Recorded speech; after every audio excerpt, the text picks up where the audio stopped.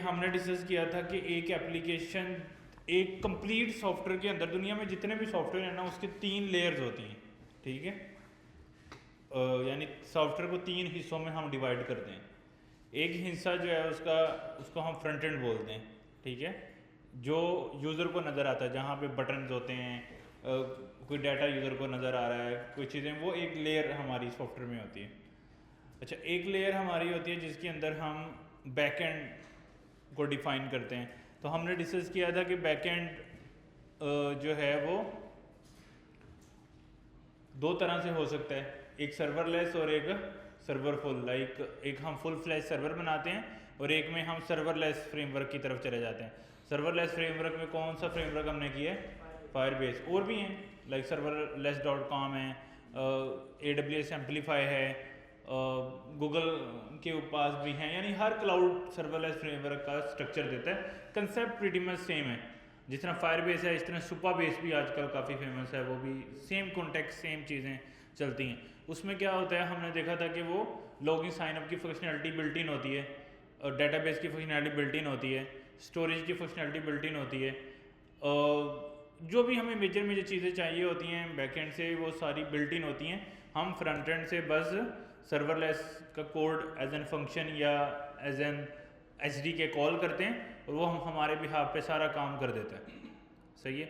लेकिन इसमें हमने एक डिस्कस किया था कि इस सारे फ्लो में मसला ये है कि ये वाला हैंडल यानी सर्वरलेस के अंदर फंक्शन और डेटाबेस का कनेक्शन वगैरह ये चीज़ें सारी वो बिहाइंड द सीन कंट्रोल तो करता है, लेकिन उसका फ़ायदे भी हैं नुकसान भी हैं। फ़ायदा ये है कि क्विक डेवलपमेंट होती है, नुकसान ये है कि हमारे पास कंट्रोल कम हो जाता है। हमारे पास लाइक अब समझो कि हम डॉक्यूमेंट को ऐड करते हैं तो उसने एक फंक्शन दिया हुआ है ऐड डॉक्यूमेंट, हम उससे आगे पीछे नहीं हो सकते, जो पैरम उसको जा रहे हैं उसी में जा रहे हैं। हम गेट डॉक्स करते हैं तो जो पैरम उसने दिए हुए हैं, वेयर कहाँ लगानी है, चीज़ें किस तरह लगानी है, तो हम उससे आगे पीछे नहीं जा सकते। जो उसने फंक्शन में मतलब डॉक्यूमेंटेशन हमें कह रही है हम उससे आगे पीछे मूव नहीं हो सकते। इसमें हमें मसला क्या होता है कि हमारे पास कुछ ऐसे काम हमें करने पड़ सकते हैं on basis of the idea, her idea के लिहाज से डिफरेंट हो सकता है। तो सर्वरलेस में उन्होंने जेनेरिक बनाया हुआ है मोस्ट ऑफ द बिजनेसेस के हिसाब से, लेकिन हर बिजनेस उसमें ट्रांसलेट नहीं हो सकता। कुछ ऐसे बिजनेसेस हो सकते हैं भी ऐसे टास्क हमें करने पड़ सकते हैं जो हम सर्वरलेस के अंदर हैंडल करना हमारे लिए ज़्यादा डिफिकल्ट होगा। ऑलमोस्ट हम हर चीज़ सर्वरलेस में भी कर सकते हैं, लेकिन समझो कि वो फिर कॉम्प्लिकेशन लेवल्स बढ़ जाते हैं। जितने कंट्रोल हमारे पास सर्वर के अंदर हैं उतने कंट्रोल फिर हमारे पास नहीं आते, सही है।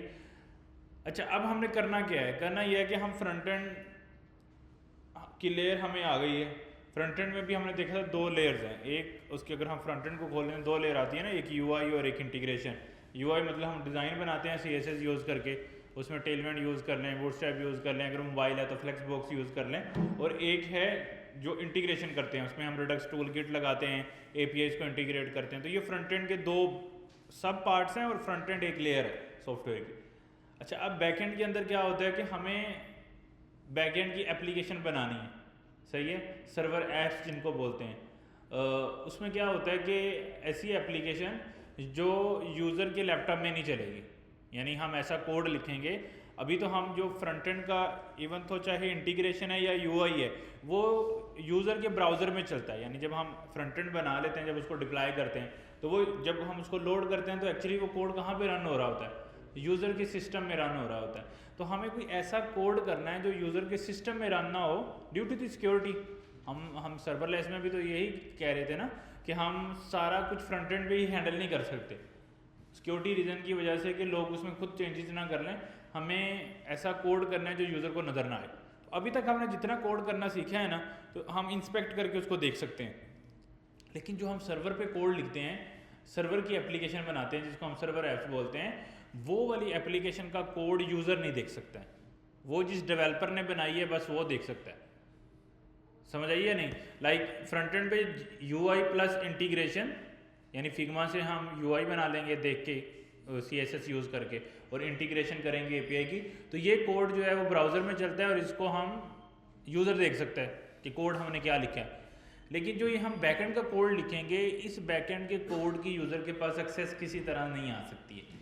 उसकी रीज़न क्या है कि हम यहाँ पे फ्रंट एंड को कैसे लोड करते हैं, हम पूरी HTML लोड कर लेते हैं, हम कोड लोड करते हैं, सही है, यानी हम पूरे का पूरा कोड ब्राउज़र के अंदर हमें नज़र आता है, लोड हो जाता है, जो एक्चुअली HTML के तौर पे हमारी ट्रांजिशन होती है।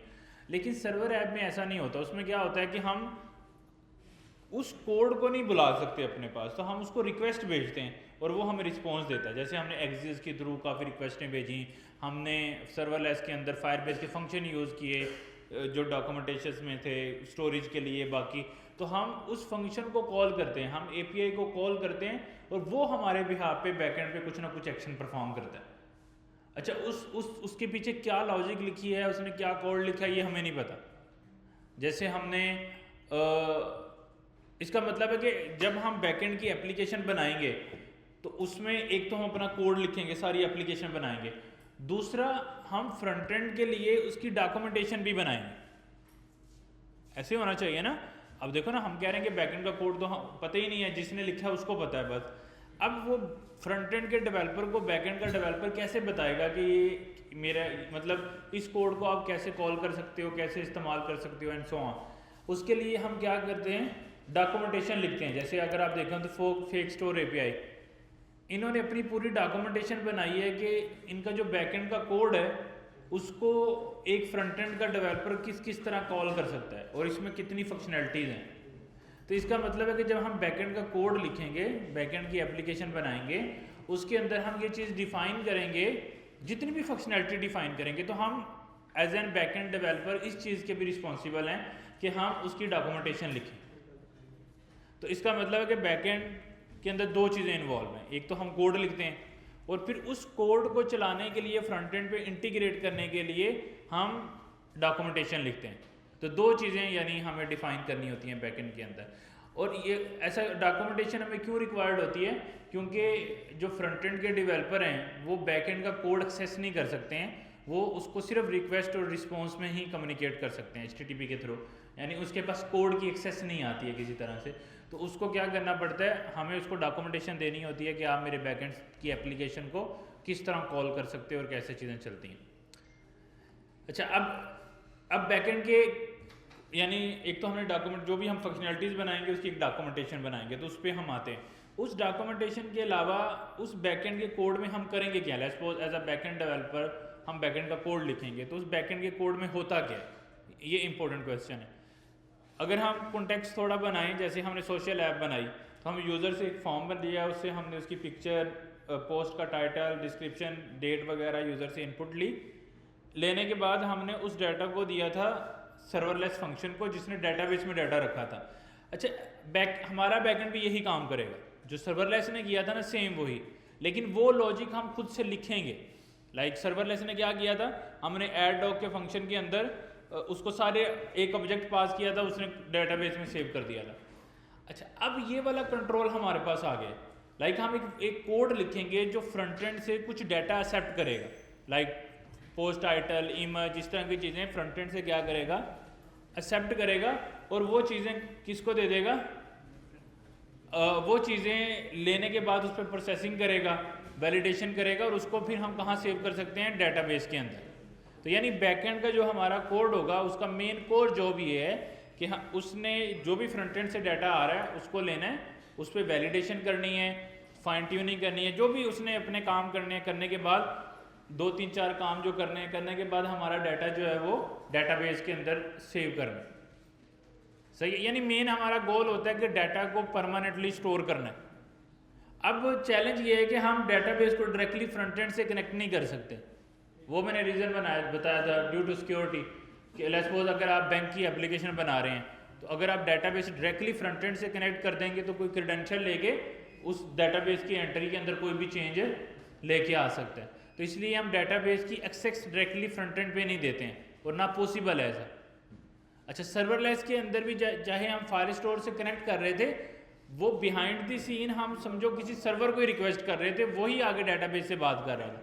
हमें ऐसे ही लग रहा था कि हम डेटाबेस से डायरेक्टली बात कर रहे हैं, लेकिन उसके दरमियान एक हिडन लेयर है जो उन्होंने कोड किया, जिसको हम सर्वरलेस बोल रहे हैं। यानी जो कोड आज हम लिखेंगे डेटाबेस में डाटा सेव करने का, ये कोड उन्होंने पहले से लिखा हुआ है। और उन्होंने उसके फंक्शंस बना के हमें दे दिए थे, तो हम वो कॉल करते थे तो वो डेटाबेस में डाटा सेव करते थे हमारे बिहाफ पे। अब वो काम हम खुद से करेंगे। तो हमारा मेन टारगेट ये होगा कि हम डेटाबेस का CRUD अप्लाई करें। तो इसका मतलब ये है कि जब हम सर्वर एप्लीकेशंस में आते हैं तो ये तीनों चीज़ें इंडिपेंडेंट हैं। एक चीज़ अंडरस्टैंड करनी है, वो क्या मतलब, आप फ्रंट एंड पे कोई भी टेक्नोलॉजी यूज़ करें, फ़र्क नहीं पड़ता कि बैक एंड की टेक्नोलॉजी कौन सी है। बैक एंड की टेक्नोलॉजी कोई भी यूज़ करें, डेटाबेस कौन सी यूज़ कर रहे हैं, फ़र्क नहीं पड़ता। यानी ये तीनों चीज़ें आपस में इंडिपेंडेंट है, कोई भी कम्बिनेशन बन सकता है। फ्रंट एंड पे रिएक्ट, बैक एंड पे PHP, database MySQL। Front end पे रिएक्ट, फ्रंट एंड पे नेक्स्ट रिएक्ट जो भी रिएक्ट नेटिव, बैक एंड के अंदर जो है आप पाइथन यूज़ कर सकते हो, फ्लास्क, जेंगो, और डेटाबेस जो है वो PostgreSQL यूज़ कर सकते हो। इसी तरह फ्रंट एंड पे react, next react native, back and के अंदर आप Node.js में कोड लिख सकते हो, डेटाबेस MongoDB, यानी कोई भी कम्बिनेशन हो सकता है। पाइथन के फ्लास्क सर्वर के साथ या फास्ट API के साथ आप MongoDB भी डेटाबेस यूज़ कर सकते हो, PostgreSQL भी यूज़ कर सकते हो, यानी आपस में इनकी कोई लिमिटेशन नहीं है। ये तीनों लेयर्स इंडिपेंडेंट है। मतलब फ्रंट एंड किसी भी टेक्नोलॉजी में हो सकता है, बैक एंड किसी भी टेक्नोलॉजी में हो सकता है, और जो है डेटाबेस किसी भी तरह की हो सकती है। यानी ओरेकल को हम कनेक्ट कर सकते हैं, किसी भी डेटाबेस को किसी भी सर्वर से कनेक्ट किया जा सकता है। ऐसा क्यों है ये, यानी इतनी ज़्यादा फ्लेक्सिबिलिटी हमारे पास क्यों है, उसको हमें अंडरस्टैंड करना है। उसकी जो मेन रीज़न है फ्लेक्सिबिलिटी होने की, मैंने जैसे आपको बताया था कि front end directly code to code communication नहीं हो रही है। ये एक स्टैंडर्ड समझो, एक तरीकाकार है जिसकी मदद से हम एक दूसरे से बात करते हैं। उस तरीकाकार को हम API बोलते हैं, एप्लीकेशन प्रोग्रामिंग इंटरफेस। लाइक एक सॉफ्टवेयर को दूसरे सॉफ्टवेयर से कनेक्ट करने का तरीका, और ये दुनिया में स्टैंडर्ड है, उसको API बोलते हैं। अच्छा, अब हम चाहे Next.js में बना रहे हैं बैकएंड, चाहे नोड में बना रहे हैं, जावा में बना रहे हैं, PHP, Go, Rust, Node.js, किसी भी टेक्नोलॉजी में बैकएंड बना रहे हैं, उसके अंदर जो उसकी आउटपुट आती है ना, जितना भी हम कोड लिखते हैं, वो अल्टीमेट API बनती है। और API हमारे लिए स्टैंडर्ड है, यानी उस API को कॉल करने का तरीका फ्रंट एंड से एग्जैक्ट सेम है, आप बैकएंड किसी चीज़ में भी लिख लें। हाँ, जैसे हम पोस्टमैन में टेस्टिंग करते हैं, कॉलिंग करते हैं APIs की, यानी हम बैकएंड चाहे PHP में लिखें, Go में लिखें, जावा में लिखें, तो हमारे लिए जो API है ना, यानी एप्लीकेशन प्रोग्रामिंग इंटरफेस, वो एग्जैक्ट सेम रहता है। तो इसलिए हम किसी भी टेक्नोलॉजी में बैकएंड लिखने के कैपेबल होते हैं। इसी तरह बैकएंड का डेटाबेस से कनेक्शन बनाना, ये भी एक स्टैंडर्ड है, समझो ये भी एक API के थ्रू होता है। तो हम कोई भी डेटाबेस इस्तेमाल कर सकते हैं, उसको किसी भी डेटाबेस के साथ कनेक्ट किया जा सकता है। समझ आ गई है? यानी हमारा फ्रंट एंड कोई भी हो सकता है, बैक एंड कोई भी हो सकता है, और डेटाबेस भी कोई भी हो सकती है। तो इसलिए आप लोगों ने, लेट्स सपोज कोई बंदा कहता है आगे कि मेरा पाइथन में बैकएंड है, तो आपने फ्रंट एंड की एप्लीकेशन बनानी है, तो आपने कंफ्यूज नहीं होना। उसकी रीज़न क्या है, अगर उसने पहले से बैकएंड बनाया हुआ है तो हमने तो कुछ भी नहीं करना, हमने उससे क्या मांगनी है, डॉक्यूमेंटेशन। उसको कहना है अपनी बैकएंड के सर्वर की डॉक्यूमेंटेशन दे दो। As an front end developer मैं उसकी सारी API इंटीग्रेट कर दूंगा। यानी मैंने UI बनानी है और API इंटीग्रेट करनी है ना, डक्स वगैरह मैनेज करनी है, बस खत्म। वो चाहे रिएक्ट नेटिव में करवा ले, रिएक्ट में करवा ले, नेक्स्ट में करवा ले, हमें तो कोई फ़र्क नहीं पड़ता ना, हमारे लिए तो तीनों चीज़ें सेम है, वो तो फ्रंट एंड की स्टैक में ही आ रही है। अब बैकएंड उसने, चाहे वो कहता है मैंने Go लैंग्वेज में बैकएंड बनाया हुआ है, और अगर अनटिल वो आपको ये नहीं कहता कि आपने Go में जाके कोड करना है, तो आप तो कोई इशू नहीं है ना, आप जिसमें मर्जी बैकएंड हो, हमें इससे क्या फ़र्क पड़ता है। हाँ, अगर वो कहेगा कि आपने बैकएंड बनाना है, तो हम उसको 2-3 ऑप्शन दे सकते हैं। हम उसको कह देते हैं मैं Next.js में बना दूंगा, नेक्स्ट में भी बैकएंड बन जाता है। हम उसको कह देंगे मैं Node.js में बैकएंड बना दूंगा। हम उसको कह देंगे इन फ्यूचर अगर हम कभी सीख जाते हैं तो फास्ट API वगैरह में बैकएंड बना देंगे। यानी जो चीज़ों में हम फेमिलियर है, जिनमें नहीं है, अगर उसका बैकएंड ऑलरेडी है तो हम उसको इस्तेमाल करके उसको जो है वो एप्लीकेशन बना के दे सकते हैं। अच्छा, डेटाबेस जो है वो मैटर नहीं करता। 2 मेजर कैटेगरीज हैं डेटाबेसेस की, मैंने बताई हुई हैं। कौन कौन सी? SQL और NoSQL। SQL ऐसी डेटाबेसेस होती हैं जिसमें टेबल बनते हैं, ऐसे टेबल वाइज डाटा स्टोर होता है, और NoSQL के अंदर ऑब्जेक्ट्स बनता है, यानी हम ऐसे ऑब्जेक्ट बनाते हैं, जिस तरह फायरबेस की कलेक्शन जिसे हम कहते हैं, तो उसको SQL में हम उसको जो है वो टेबल बोलते हैं, और NoSQL में कलेक्शन बोलते हैं। एक जो रो होती है उसको हम एसक्यूएल में रो बोलते हैं, जैसे ये एक रो, दो रो, और इस नो एसक्यूएल में उसको क्या बोलते हैं, डॉक्यूमेंट बोलते हैं। तो ये जस्ट टर्मिनोलॉजी चेंज है।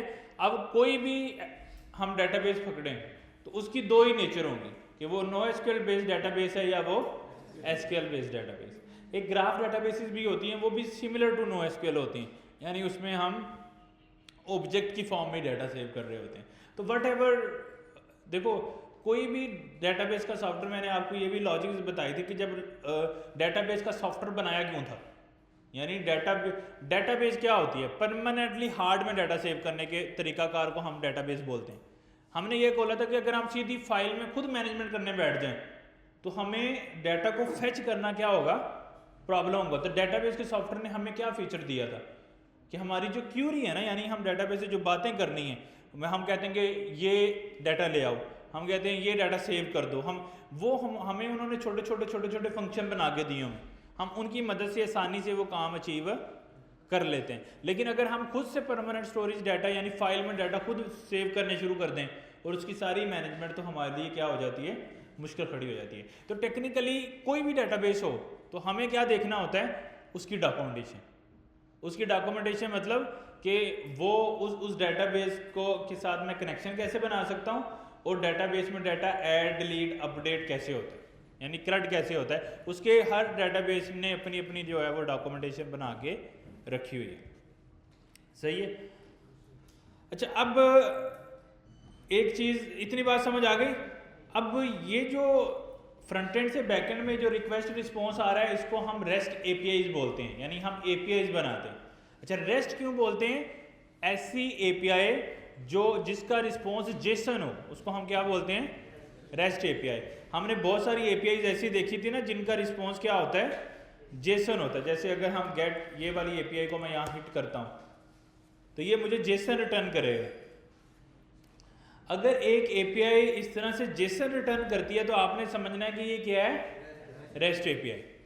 अच्छा, अब अगर मैं जाता हूँ fakesdoor.com, इस पे जाता हूँ सिर्फ। अच्छा, ये भी एक एपीआई है, मैंने आपको बताया था कि जब हम किसी वेबसाइट को ओपन करते हैं तो एक गेट की रिक्वेस्ट जाती है, लेकिन उसका जो रिस्पॉन्स है उस एपीआई का, वो जेसन नहीं होता, क्या होता है, HTML होती है। तो ब्राउज़र की फंक्शनैलिटी ये है, अगर किसी एपीआई का रिस्पॉन्स HTML है, जेसन नहीं है, तो उसको उसने HTML नहीं दिखानी, उस HTML को रेंडर करके दिखाना। नहीं समझ आई? अब लेट्स सपोज ये एक हमारे पास वेबसाइट है, अगर हम इसके नेटवर्क टैब में जाते हैं ना, तो जब सबसे पहले हम इसको रिफ्रेश करते हैं तो एक रिक्वेस्ट यहाँ पे जाती है, यहाँ पे ये फेकस्टोर एपीआई। अगर इसके हेडर में देखें तो ये एक गेट की रिक्वेस्ट है, ये क्या है, एक गेट की रिक्वेस्ट है, स्टेटस कोस्ट 200 आया, मेथड गेट है, यूआरएल जो है ये पर्टिकुलर यूआरएल, ऐसे ही है। इस गेट की रिक्वेस्ट पर रिक्वेस्ट गई, लेकिन अगर इसके रिस्पॉन्स में देखें तो हमें क्या मिली है, HTML। यानी जब हम एक पहली दफ़ा भी वेबसाइट ओपन करते हैं वो भी एक रिक्वेस्ट रिस्पॉन्स ही होता है, लेकिन वो एक ऐसी एपीआई होती है जिसका रिस्पॉन्स क्या है, HTML है, उसका रिस्पॉन्स क्या है, HTML है, जेसन नहीं है, इसलिए उसको हम रेस्ट एपीआई नहीं बोलेंगे, ये सिंपल एपीआई है जो गेट की रिक्वेस्ट है जो रिस्पॉन्स में HTML दे रही है। अब ब्राउजर की लॉजिक ये है कि अगर एपीआई का रिस्पॉन्स HTML हो तो वो उसको इस HTML के फॉर्मेट में नहीं दिखाता, किस तरह दिखाता है, रेंडर करके यूआई के फॉर्मेट में दिखाता है। समझ आई? यानी उसकी आउटपुट दिखाता है, HTML नहीं दिखाता। ये बाय डिफॉल्ट ब्राउजर की लॉजिक है। लेकिन अगर कोई ऐसा यूआरएल हम ब्राउजर से हिट करें जिसका रिस्पॉन्स जेसन होगा, तो अब वो HTML थोड़ी दिखाएगा, क्यों, तो ये जेसन ही है, तो इसलिए हम इसको क्या बोलेंगे, रेस्ट एपीआई बोलेंगे। अच्छा, हमारा टारगेट है रेस्ट एपीआई बनाने का, कि हम रेस्ट एपीआई बनाएंगे। क्यों? क्योंकि देखो हमारा फ्रंट एंड तो अलग से बन रहा है ना, यानी HTML तो हम रिएक्ट में, नेक्स्ट में, रिएक्ट नेटिव में बना रहे हैं, और बैकएंड से हमें HTML नहीं चाहिए, बैकएंड से हमें जेसन में रिस्पॉन्स चाहिए, ताकि मैं डाटा लेके मैप का लूप चला सकूं, ताकि मैं डाटा लेके किसी टैग में दिखा सकूं। हमें रिस्पॉन्स जो है वो जेसन में चाहिए होता है, तो इसलिए हम HTML बैकएंड से रिटर्न नहीं करेंगे। अच्छा, PHP वगैरह में जब हम काम करते हैं तो उसमें क्या होता है, आपकी हर रिक्वेस्ट से HTML ही रिस्पॉन्स होती है, यानी वो जेसन रिस्पॉन्ड नहीं करता, वो HTML ही भेजता है, इसीलिए वो हर पेज रिफ्रेश होता है।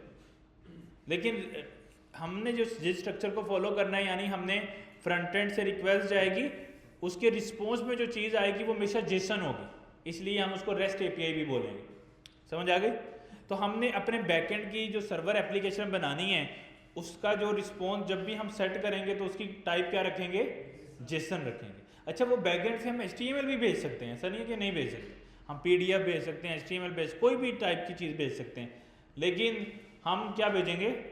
जेसन भेजेंगे, रेस्ट एपीआई भेजेंगे, ताकि हम फ्रंट एंड में उस जेसन को लेके, अब पता है जेसन हमारे पास जावास्क्रिप्ट का ऑब्जेक्ट बन जाता है, और जेसन को पार्स करके फिर आगे हम लूप चला सकते हैं एंड सो ऑन, बाकी सारे काम हो सकते हैं। अच्छा, अब ये काम यानी फ्रंट एंड से बैक एंड की एप्लीकेशन को कॉल करने के लिए तो हम रेस्ट एपीआई को कॉल करेंगे, और कॉल करने के लिए हमने एक टूल सीखा था, उसको क्या बोलते हैं? एक्सियस। क्या बोलते हैं? एक्सियस। इसका हम इस्तेमाल करेंगे, और इसकी मदद से हम जो है ना वो फ्रंट एंड से बैक एंड को रिक्वेस्ट करेंगे। ठीक है, इसकी डॉक्यूमेंटेशन रीड करते हुए। अब इस फ्रंट एंड से बैक एंड को कॉल करना है, तो हमें पहले तो बैक एंड की डॉक्यूमेंटेशन चाहिए, और उस डॉक्यूमेंटेशन के अंदर 3 चीज़ें चाहिए। कोई भी आप फंक्शनैलिटी कंप्लीट कर रहे हो, एक कि किस पर्टिकुलर राउट पे कॉल भेजनी है, यानी उसका URL क्या है।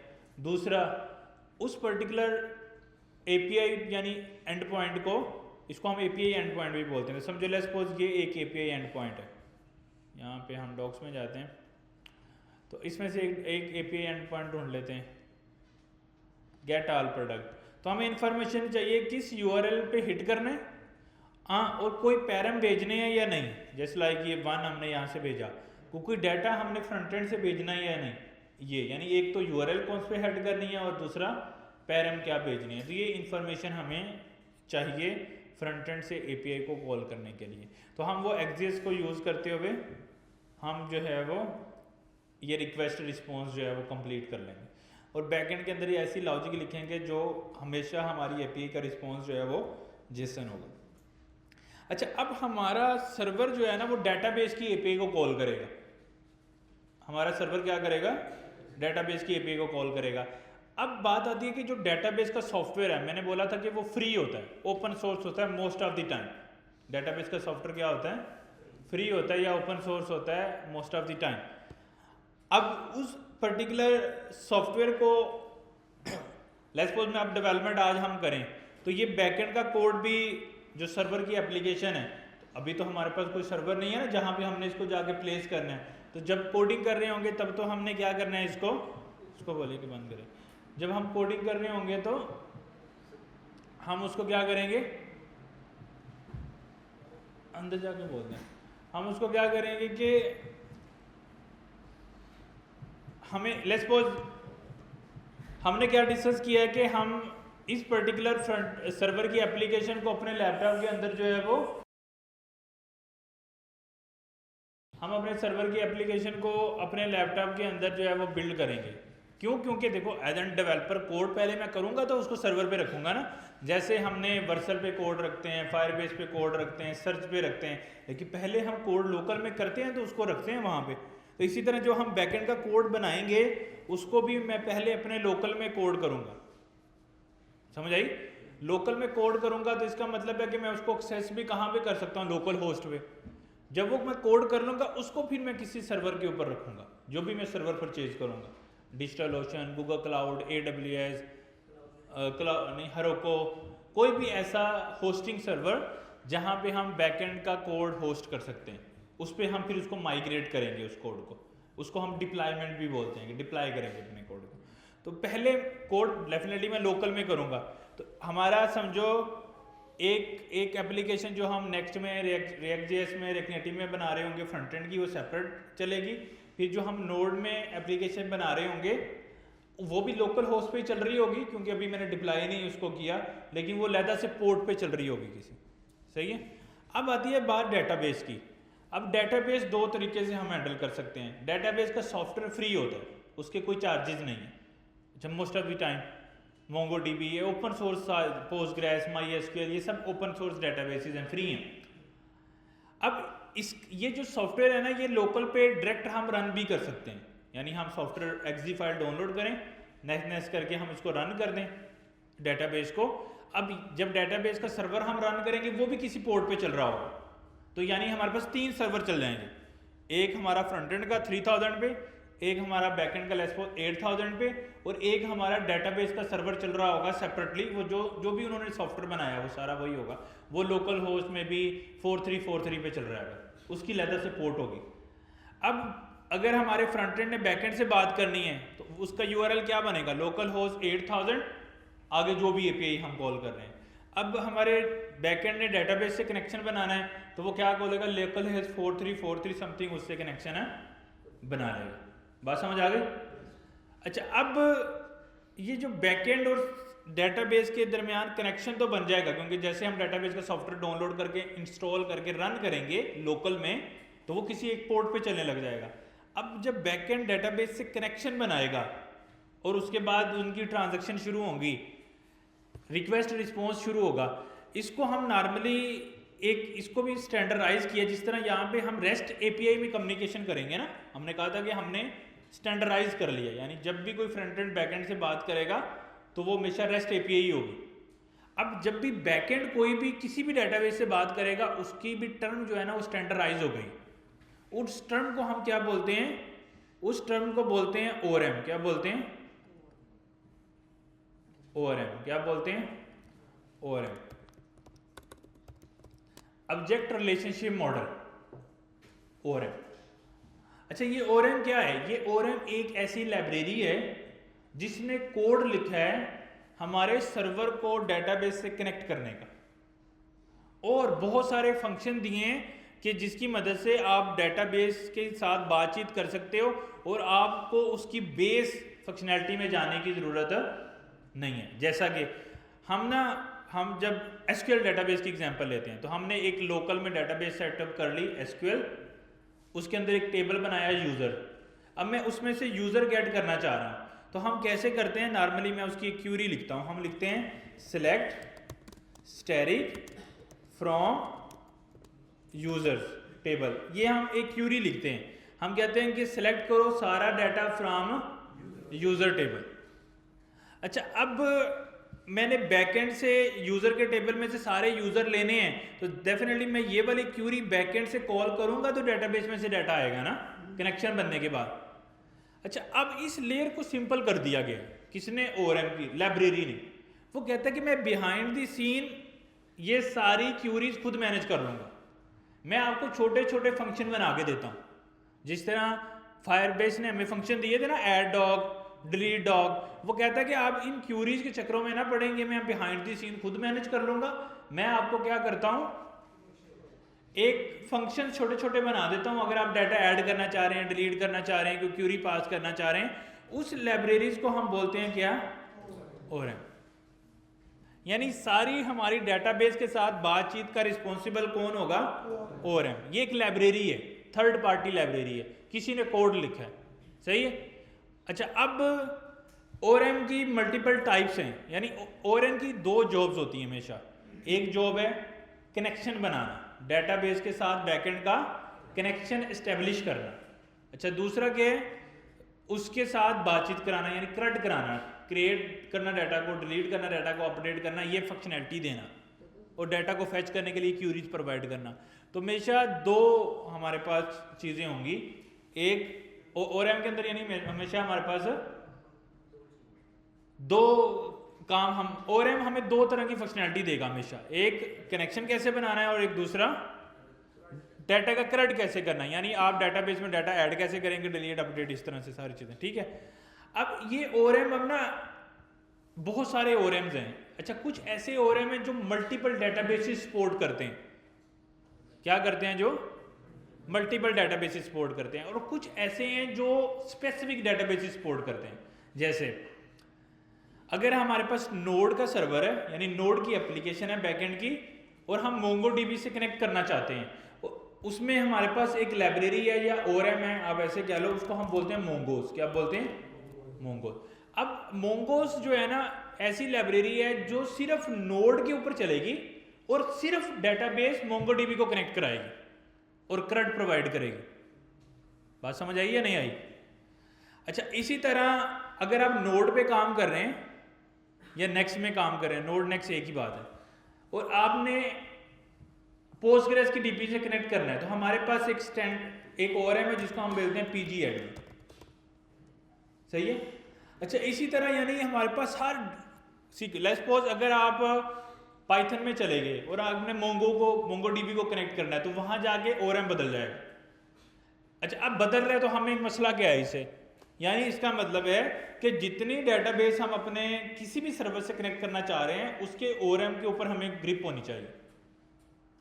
ग्रिप होगी तो हम CRUD अप्लाई करेंगे, ग्रिप होगी तो हम कनेक्शन करेंगे। नहीं, बात समझ आई आपको? यानी इसका मतलब है कि हम डिपेंडेंट हैं हमेशा ओरएम के ऊपर। हम डेटाबेस तो कोई भी कनेक्ट कर सकते हैं, लेकिन हमें फिर ओरएम की, जिस तरह CSS की कितनी लाइब्रेरीज हैं, बहुत सारी हैं ना, तो हमने अपने माइंड को जर्नलाइज कर लिया कि भाई कोई भी आएगी तो मैं कर लूंगा। क्यों? क्योंकि उसमें हमने दो चीज़ें देखनी होती हैं, लेआउट कैसे बनाना है और कंपोनेंट्स वगैरह वो क्या दे रहे हैं और कस्टमाइजेशन कैसे करनी है, डेट्स इट। इसी तरह ओरएम के अंदर भी दो मैंने बेसिक चीज़ें आपको बता दी हैं, एक कनेक्शन कैसे बनाना है और उसकी CRUD कैसे करना है। अगर वो हम डॉक्यूमेंटेशन से हमें मिल जाता है तो हम किसी भी डेटाबेस को किसी भी पर्टिकुलर सर्वर से कनेक्ट कर सकते हैं। तो अब डिपेंड क्या कर रहा है, डेटाबेस कौन सी यूज़ करनी है उसके लिए फिर हमें, और सर्वर कौन सा यूज़ कर रहे हैं। अब इन दोनों के दरमियान अगर कनेक्शन बनाना है तो मोस्ट इंपॉर्टेंट है कि ओरएम क्या है। अच्छा, अब कुछ ऐसे ओरएम भी हैं जो क्या कर रहे हैं, उन्होंने एक से ज़्यादा डेटाबेसेस को सपोर्ट करना शुरू कर दिए। जैसे प्रिज्मा एक ओरएम है, उसमें इन्होंने क्या बोला कि बिहाइंड द सीन जो भी हो रहा है मेरी जिम्मेदारी है, मेरे लिए ऐड डॉक्यूमेंट का फंक्शन एग्जैक्ट सेम चलेगा, चाहे आप नोड से पोस्टग्रेस को कनेक्ट करें, चाहे नोड से मोंगोडीबी को कनेक्ट करें, चाहे नोड से कोई भी डेटाबेस कनेक्ट करें, मेरे लिए फंक्शन जो है वो मतलब हम बैकएंड के फंक्शन के अंदर ऐड डॉक्यूमेंट का कोड चला रहे हैं, वो सेम कोड किसी भी डेटाबेस के साथ चल जाएगा। तो ये ओरएम ने उसको क्या कर लिया, जनरलाइज कर लिया। अब होता क्या होगा भाई, इसने जनरलाइज कैसे कर लिया, होता ये होगा कि जब हमने ऐड डॉक्यूमेंट का फंक्शन चलाया प्रिज्मा का, ठीक है, उसने क्या किया, वो फिर रन टाइम पे देखता है कि यार ये डेटाबेस कौन सी हमने कनेक्ट की है, उसमें से फिर उसने इफ कंडीशन लगाई होगी, उसमें से फिर बिहाइंड द सीन उसने कोई अपने पास छोटी लाइब्रेरी यूज की होगी, उसके थ्रू उसने डेटाबेस के अंदर डाटा, यानी इफ एंड चिक्स काफ़ी ज़्यादा है। तो इसका मतलब है कि अगर हम जेनेरिक कोई भी यूज़ करेंगे तो उसमें क्या होगा कि बहुत ज़्यादा कोड होगा उसका, यानी उसका साइज़ क्या होगा, ज़्यादा होगा, और हमारी डेटाबेस से कनेक्शन स्लो हो सकता है, एक्स्ट्रा इफ कंडीशन आएंगे ना बीच में। और अगर हम लेट्स सपोज मोंगोज यूज़ करते हैं, अब तो मोंगोज का तो हमें पता है ये बना ही एक चीज़ के लिए कि नोड टू मोंगोडीबी, तो अब उसके अंदर तो कोई एक्स्ट्रा इफ नहीं आएंगे ना। मैं कह रहा हूँ ऐड डॉक्यूमेंट, उसको क्लियरली पता है कि मोंगोज में सेव करना है, मोंगोडीबी में सेव करना है, लेकिन अगर प्रिज्मा यूज़ कर रहे हैं तो उसको क्लियरली तो नहीं पता किस में कर रहे हैं, तो वो इफ कंडीशन लगा के उन चीज़ों को वो सेटअप करता है। बात समझ आई? तो हमारे पास दो ऑप्शन है अब ओरएम को लेके, या हम कोई ऐसा हमें मुझे तो ये लगता है कि हम किसी भी ओरएम के साथ हमें मतलब यूज टू होने में कोई ज़्यादा चैलेंज नहीं होना चाहिए। हमने उसकी लाइब्रेरी इंस्टॉल करनी है, लाइब्रेरी ने डॉक्यूमेंटेशन दी हुई है। जैसे मैंने आपको बोला कि हम लेट्स सपोज हम नोड से मोंगोडीबी में कनेक्शन बना रहे हैं, तो ओरएम कौन सा यूज़ करेंगे, मोंगोज। तो मोंगोज की ये लाइब्रेरी आ गई mongoose.js। अब इसकी रीड द डॉक्स, पहले ही उसने बोल दिया कि कनेक्शन कैसे बनाना है, बन गया कनेक्शन। अब उसने सारे अपने इधर क्यूरी चलाने के लिए अपने जितने भी उसके फंक्शंस हैं ना, वो उसने यहाँ पे सारे दे दिए कि क्या क्या ये वेयर किस तरह लग सकता है, ये क्यूरी डॉट कलेक्शन का नाम वेयर एज ग्रेटर देन 21, उसको एग्जीक्यूट कर दो। समझ आई या नहीं? तो इसका मतलब है कि उसने फंक्शंस हमें प्रोवाइड कर दिए, हम इससे साथ यूज टू हो गए। अब हम चले जाएंगे प्रिज्मा में, तो अगर हमें प्रिज्मा लगाना है तो हम प्रिज्मा में चले जाएंगे और प्रिज्मा में जाके उसकी डॉक्यूमेंटेशन देखेंगे। उसकी डॉक्यूमेंटेशन देखेंगे तो वो गेट स्टार्टेड विद ओरएम, उसकी वो सारी डिटेल वगैरह बता देगा कि आपने कैसे कैसे जो है वो स्टार्ट करना है और कितनी कौन सी डेटाबेस को वगैरह कनेक्ट करना है। अच्छा, अगर हम कहते हैं कि वो सबसे पहला कोड तो कनेक्शन का बताएगा, कनेक्शन का बता के फिर आगे उसकी सारी क्यूरीज आ जाए, क्यूरीज जो हैं वो आ जाएंगी कि आपने क्या क्या चीज़ें जो हैं वो सेटअप करनी है और उसको कैसे क्यूरी करना है डाटाबेस को। जैसे यहाँ पे उसने दिया होगा Prisma dot user find many, find many मतलब एक से ज़्यादा यूज़र लेके आओ। बात समझ आ रही है? यानी छोटे छोटे फंक्शन है, जिस तरह हमारा फायरबेस का था ना db dot add dog get dogs, इस तरह तो इधर Prisma dot user dot find many, इस तरह और भी होंगे डेफिनेटली, यूज़र डॉट क्रिएट। मतलब बहुत मुश्किल नहीं होता और मतलब इतना हमने जस्ट देखना ही है ना करड कैसे है, तो करड तो ऑलमोस्ट सेम है, ठीक है। अच्छा, एक जो चैलेंजिंग टास्क है ना वो ये है कि किसी भी ORM के अंदर मैंने जैसे बोला कि 3 मेजर चेंजेस, 3 चीज़ें होती हैं किसी भी ORM के अंदर, ये मैं इधर लगा देता हूँ, जिसको हमें स्टडी करना होता है। एक हमारे पास होता है कि उसका कनेक्शन कैसे बनेगा, कनेक्शन है बिल्ड कैसे होगा डाटाबेस के साथ कनेक्ट, उसका कोड हमें चाहिए होता है ORM से। दूसरा हमें उसको चाहिए होती है चीज़ कि स्कीमा डिफाइन करना है, स्कीमा या मॉडल, ठीक है। मैं इसको बताता हूँ कि ये चीज़ क्या होती है। और तीसरी चीज़ जो है वो होगी हमारे पास CRUD कैसे चलेगा, ठीक है। CRUD का तो मैंने आपको बता दिया है ना कि क्या होता है, यानी डेटाबेस में जैसे अब प्रिज्मा को अगर हम देखें तो उसने बताया ना क्रिएट करने के लिए डॉट क्रिएट, फाइंड करने के लिए फाइंड मैनी, और उसके ऑब्जेक्ट के अंदर हम क्यूरीज पास कर सकते हैं अपनी। इसी तरह डिलीट करने के लिए उसका कोड होगा, अपडेट करने के लिए कोड होगा, वो हम जो है वो सारा फाइंड कर सकते हैं। इसी तरह मोंगोज ने अपना गेट करने के लिए और क्यूरीज लगाने के लिए अपने फंक्शंस जो हैं वो दिए हुए हैं।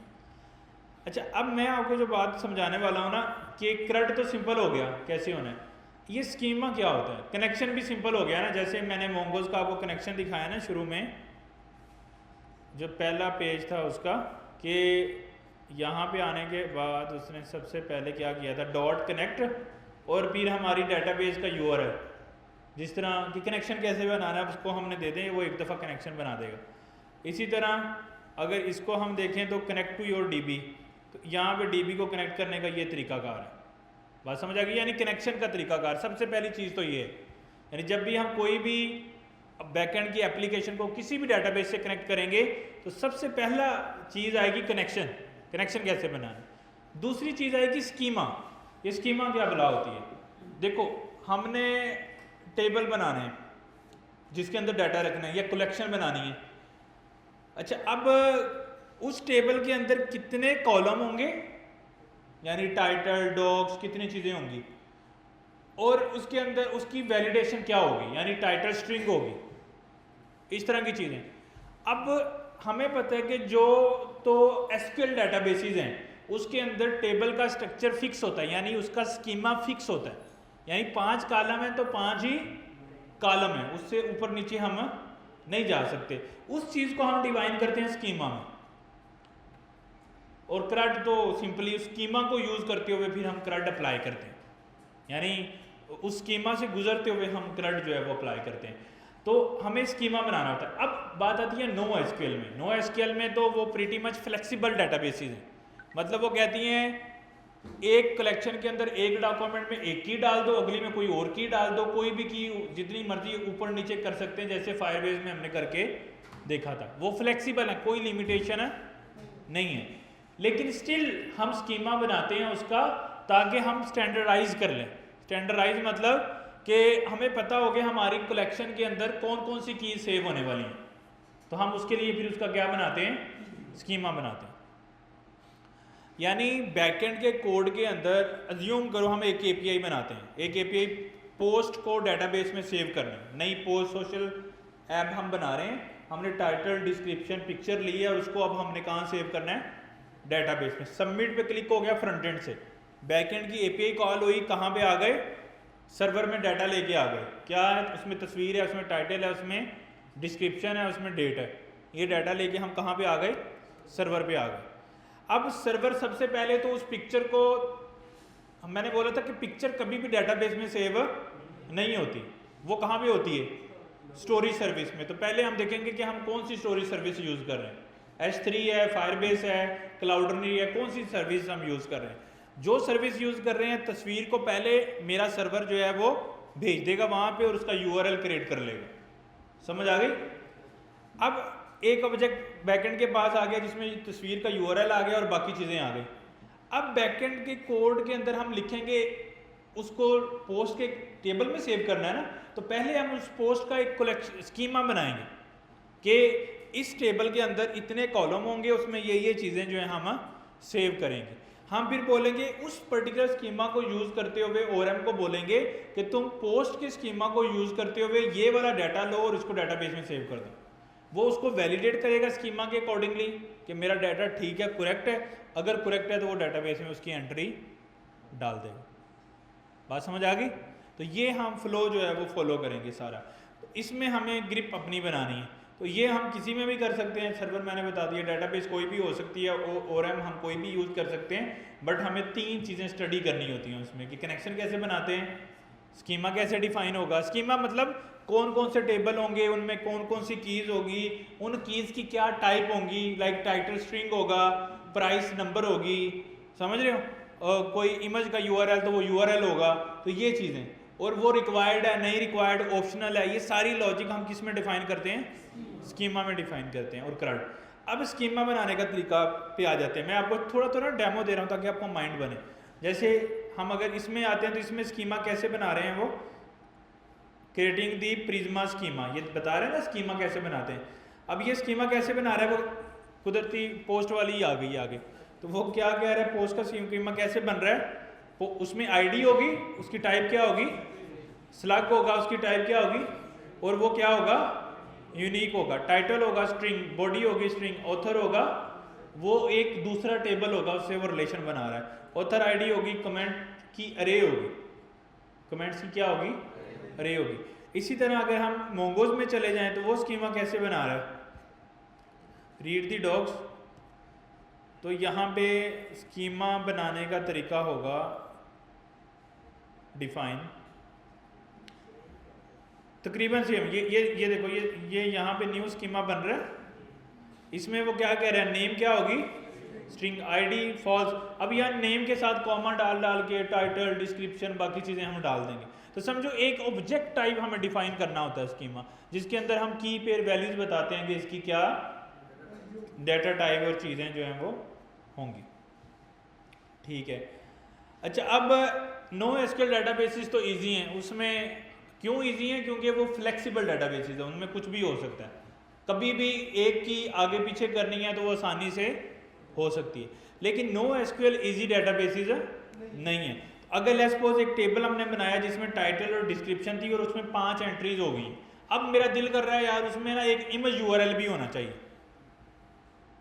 अब मैं ये नहीं कर सकता। इसको करने के लिए मुझे क्या करना पड़ेगा, अपना एग्जिस्टिंग टेबल डिलीट करना पड़ेगा और नया टेबल बनाना पड़ेगा जिसमें 3-4 चीज़ें होंगी। अब टाइटल, डिस्क्रिप्शन और इमेज URL और ID। यानी जब भी मुझे एक नया कॉलम ऐड करना है तो मुझे एग्जिस्टिंग टेबल को क्या करना है, डिलीट करना है। अब इस सारे प्रोसेस को हम बोलते हैं माइग्रेशन। क्या बोलते हैं, माइग्रेशन। तो हम माइग्रेशन करते हैं। माइग्रेशन मतलब पुरानी स्टेट से नई स्टेट में डाटाबेस के टेबल को लेके आते हैं। वो थोड़ा सा ट्रिकी पार्ट है। यानी SQL की डाटाबेसेस में जो सबसे ट्रिकी पार्ट है ना वो माइग्रेशन है, क्योंकि माइग्रेशन में डाटा का डिलीट होने के चांसेस होते हैं। मतलब उसमें आपको थोड़ी सी एक्सपर्टीज चाहिए होती है कि आप जब भी माइग्रेशन रन कर रहे हो तो आपको क्लियरली पता हो कि आप क्या करने लगे, क्योंकि ऐसा नहीं हो सकता डाटा डिलीट हो जाए। और ऐसा हमारे पास जब न्यू डेवलपर्स आते हैं बहुत दफ़ा होता है कि वो गलती से डाटाबेस ही पूरी डिलीट कर देते हैं, क्योंकि माइग्रेशन जो है ना वो बड़ी ट्रिकी चीज़ है। इसको समझना होता है कि इसको कैसे चलाना। तो यानी अगर हम SQL डाटाबेसेस में काम कर रहे हैं तो जब जो सबसे ज़्यादा ट्रिकी पार्ट है उसको हम क्या बोलते हैं, माइग्रेशंस बोलते हैं। तो वो आपने बड़ी, यानी जब भी माइग्रेशंस करनी है ना तो बड़े तरीके से करनी होती हैं। हम फिर माइग्रेशंस करते कहते हैं, माइग्रेशन का हम रिकॉर्ड मेंटेन करते हैं। टेबल बनता है और एक फोल्डर बनता है जिसमें अगर पहली स्टेट यूज़र के 3 कॉलम की थी, अब नई स्टेट बनी, हम एक और फाइल बनाएंगे जिसमें पुरानी भी रखेंगे और नई भी रख देंगे, फिर एक और नई बनाएंगे। ऐसे यानी मतलब हम उसका पूरा रिकॉर्ड रखते हैं। और जब हम नई कभी भी डाटाबेस सेटअप करते हैं तो वो शुरू से चलता आता है पहले 3 कॉलम का बनता है टेबल, फिर वो ड्रॉप होता है, फिर नया बनता है 4 का। जो भी हमने चेंजेस किए हैं तो उसकी सारी माइग्रेशन की हिस्ट्री हमारे पास सेव होती है, आ जाती है। नहीं देखो, माइग्रेशन है डेटाबेस की, सर्वर की माइग्रेशन नहीं होती। सर्वर तो कोड है ना, सर्वर की ऐप तो क्या है, कोड है, वो तो वही है। माइग्रेशन मैं बोल रहा हूँ डेटाबेस लेवल पे, नहीं समझ आएगा? यानी माइग्रेशन का डिपेंड करता है डेटाबेस कौन सी यूज कर रहे हैं। ये मैटर नहीं कर रहा कि आपका सर्वर कौन सी लैंग्वेज में। पोस्टग्रेस के अंदर टेबल जो है वो एसक्यूएल डेटाबेस है, एसक्यूएल है तो उसमें टेबल क्या होंगे, यानी टेबल का जो स्कीमा होगा वो फिक्स्ड स्कीमा होगा। मतलब अगर मैंने पहली दफ़ा टेबल बनाया, उसमें 4 कॉलम बनाई, तो वो 4 ही होंगे। मुझे 5 करने हैं तो मुझे माइग्रेशन करनी है। माइग्रेशन का मतलब क्या होता है, पुराना टेबल डिलीट करना, नया टेबल बनाना है जिसमें 5 होंगे और डाटा भी सारा शिफ्ट करना है। आप फिर कम करनी है तो फिर भी माइग्रेशन बनानी है, फिर हमने क्या करना है, एक कॉलम बीच में से ड्रॉप करना है, फिर भी समझो कि टेबल डिलीट करना है और नया बनाना है कम कॉलम के साथ। बात समझ रहे हैं? तो उसकी सारी यानी माइग्रेशंस को हैंडल करने का काम भी कौन करेगा, ORM करेगा। अच्छा, ये नो एसक्यूएल में तो इसका कोई मीनिंग नहीं है, क्योंकि नो एसक्यूएल में माइग्रेशन की ज़रूरत नहीं होती। तो माइग्रेशन सिर्फ किस में चाहिए होती है, एसक्यूएल। अगर हम कोई भी एसक्यूएल बेस्ड डेटाबेस यूज़ करें तो उसका फीचर भी कौन देगा, ORM देगा। तो जब हम ORM चूज़ कर रहे होंगे तो हमें सबसे पहले ये देखना है, अगर एसक्यूएल डेटाबेसेस है, कि उसका माइग्रेशन का तरीका कितना आसान है। यानी आपने एक टेबल की शक्ल को बदलना है तो ये बहुत ज़्यादा काम है या कोई आसान सा ही काम है। जैसे प्रिज्मा है, प्रिज्मा के अंदर माइग्रेशन करना बहुत आसान है। वो कैसे, आपने सिंपली क्या करना है कि ये वाली पोस्ट है ना, इसमें एक और कॉलम डालना है या निकालना है। आप इस ऑब्जेक्ट को चेंज कर देंगे और एक कमांड चलाएंगे प्रिज्मा माइग्रेट, वो खुद ही फोल्डर के अंदर फाइल बना देगा माइग्रेशन की, और खुद ही हमारे टेबल की स्टेट को क्या कर देगा, चेंज कर देगा। उसमें नया टेबल बना के उसमें सारा डाटा भी हमें वैसे ही नज़र आ रहा होगा। लेकिन लेट्स सपोज आपके पास 1 लाख यूज़र है और आपने कहा कि पहले उसमें ये वाली पोस्ट में ये सारी चीज़ें थी और आपने सारी चीज़ें चेंज कर डिलीट कर दी और टाइटल रखा और माइग्रेशन रन कर दी, वो सारा डाटा डिलीट हो जाएगा। जब आपने कहा कॉलम ही डिलीट हो जाए तो मतलब क्या है, उस कॉलम में जितना डाटा था सब यूज़र का वो डिलीट हो जाएगा। इसलिए मैं कह रहा हूँ कि माइग्रेशन करते हुए हमें बहुत केयरफुल रहना होता है कि मैं क्या डिसीजन ले रहा हूँ। हम कभी भी कॉलम कम नहीं करते हैं, हम ज़्यादा करते हैं, क्योंकि कम करने का मतलब डाटा डिलीट करना। अगर ज़्यादा करेंगे तो क्या होगा, लेट्स सपोज 5000 मेरे पास यूज़र हैं, हमने एक और नई एंट्री डाल दी, मतलब मे बी प्रोफाइल पिक्चर। अब हम उसको कह देंगे कि अगर जो एग्जिस्टिंग रोज है ना उसमें तो प्रोफाइल पिक्चर होगी नहीं, उसको हम कह देंगे इसको एम्प्टी सेट कर देना, नल, और जो नहीं आएंगी उनमें इसको रिक्वायर्ड कर दें, नल सेट करके एडिट का ऑप्शन दे देंगे। तो जो नई एंट्रीज होंगी उसमें तो आ जाएगी, जो पुरानी होंगी उसमें नल आ रहा होगा। तो वो हम मैन्युअली जाके अगर करना चाहें तो कर सकते हैं, कुछ स्क्रिप्ट चला सकते हैं, कुछ भी ऐसा कर सकते हैं। बात समझ आ गई आपको? अब स्कीमा की ज़रूरत नहीं है, डेटाबेस नहीं कहती कि मुझे स्कीमा चाहिए। एसक्यूएल में तो वो एसक्यूएल में डेटाबेस काम ही नहीं करती विदाउट स्कीमा। नो एसक्यूएल में ज़रूरत नहीं है, लेकिन हम फिर भी बनाते हैं। क्यों? क्योंकि रिलायबिलिटी के लिए, डाटा की एक्यूरेसी के लिए, हमें समझ आए कि हम क्या कर रहे हैं। उसके लिए हमें पता हो कि पोस्ट के अंदर कौन कौन सी चीज़ सेव होंगी, यूज़र में कौन कौन सी होंगी। इसकी कोई लिमिटेशन नहीं है, लेकिन अगर बनाएंगे तो अच्छा है, लेकिन हम हमेशा बनाएंगे। ना भी बनाए तो चल जाएगा, लेकिन हम विदाउट स्कीमा काम नहीं करेंगे। हाँ, स्कीमे से वैलिडेशन हो जाती है, डाटा वैलिडेशन के ये कीज़ चाहिए थी, हम स्कीमा में लिख देंगे रिक्वायर्ड यूनिक। अगर वो यूनिक नहीं होगी तो स्कीमा एरर देगा। रिक्वायर्ड लिख दिया और अगर आपने फ्रंट एंड से वो फील्ड नहीं भेजी तो स्कीमा एरर देगा। तो हमें बहुत स्कीमा बहुत तरह से हेल्प करता है। बात समझ आई या नहीं आई? तो अब ये सारी चीज़ों में हमने ऑलमोस्ट रिवाइज कर लेते हैं कि हमारे एप्लीकेशन सॉफ्टवेयर, हमारा एप्लीकेशन का जो आर्किटेक्चर है वो 3 लेयर्स पे होता है। कौन कौन सी? फ्रंट एंड, बैक एंड और डेटाबेस। फ्रंट एंड के अंदर जो है सब 2 लेयर्स होती हैं। कौन कौन सी? यूआई और इंटीग्रेशन। यूआई के अंदर तो सिर्फ CSS और HTML CSS का कमाल होता है, और इंटीग्रेशन में हम रिडक्स लिखते हैं, हम API को इंटीग्रेट करते हैं, हम सर्वरलेस को इंटीग्रेट करते हैं, एक्सिस के थ्रू कॉल्स वगैरह करते हैं, Redux tool kit, action reducer वो डिफाइन करते हैं, स्टेट मैनेज करते हैं। फिर हमारे पास बैकएंड का सर्वर कोई भी हो सकता है, लेकिन हमने उसमें कौन सी टाइप की APIs बनानी है? Rest APIs। और रेस्ट APIs क्या होती हैं? सब बोलेंगे ना? ऐसी API जो जेसन में डाटा देती है उसको रेस्ट APIs बोलते हैं। अब हमारी रिएक्ट की एप्लीकेशन वर्डप्रेस से कनेक्ट हो सकती है या नहीं? वर्डप्रेस तो PHP है ना, तो मैंने क्या बोला है कि बैकएंड कोई भी हो सकता है, तो हमारा रिएक्ट फ्रंट बैकएंड पे वर्डप्रेस से कनेक्शन हो सकता है, मसला नहीं है। हमने तो API चाहिए ना, तो वर्डप्रेस APIs देता है तो हम उससे कनेक्शन बना देंगे। हमारा रिएक्ट शॉपिफाई से कनेक्ट हो सकता है, इशू ही नहीं है। यानी मैंने बोला बैकएंड कोई भी हो सकता है। हमारा रिएक्ट पाइथन से कनेक्ट हो सकता है, हमारा रिएक्ट गो से कनेक्ट हो सकता है, कोई इशू नहीं है। अब हमारा बैकएंड किसी भी लैंग्वेज में है, वो किसी भी डेटाबेस से कनेक्ट हो सकता है। अच्छा, उसको करने के लिए हमें क्या चाहिए? ORM हमें कितने फीचर देता है? 4। कौन कौन से? कनेक्शन, स्कीमा, डाटा को हैंडल करने के लिए CRUD और माइग्रेशन। इन केस SQL है, नो SQL में माइग्रेशंस का फीचर नहीं होता। अच्छा, अब दो टाइप्स के ORMs हैं। कौन कौन से?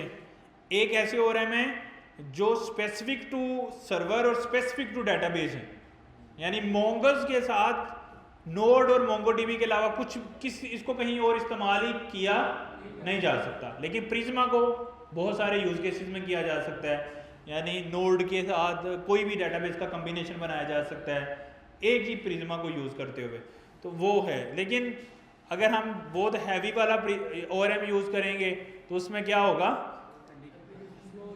एप्लीकेशन यानी नोड का बैकएंड का डेटाबेस से बात करने का स्टाइल थोड़ा स्लो हो सकता है, मतलब ये मिली सेकंड में होता है, आपको महसूस नहीं होगा, लेकिन बहुत बड़ी एप्लीकेशन में महसूस हो भी सकता है। क्यों? क्योंकि वो उसके अंदर लेयर ज़्यादा है, यानी उसमें कंडीशन, जब भी रिक्वेस्ट जाएगी उसने कंडीशन चेक करनी है कि कौन सी डेटाबेस के साथ आगे कौन सा कोड उसने चलाना है, सो। अब यानी हमने सबसे पहले ये डिसाइड करना है कि हमें बैकएंड कौन सा करना है और फिर डेटाबेस कौन सी करनी है, तो फिर उसकी बेस पे हम ORM चूज करते हैं और फिर हम बाकी कोड करते हैं, तो हमारा फ्लो बन जाता है।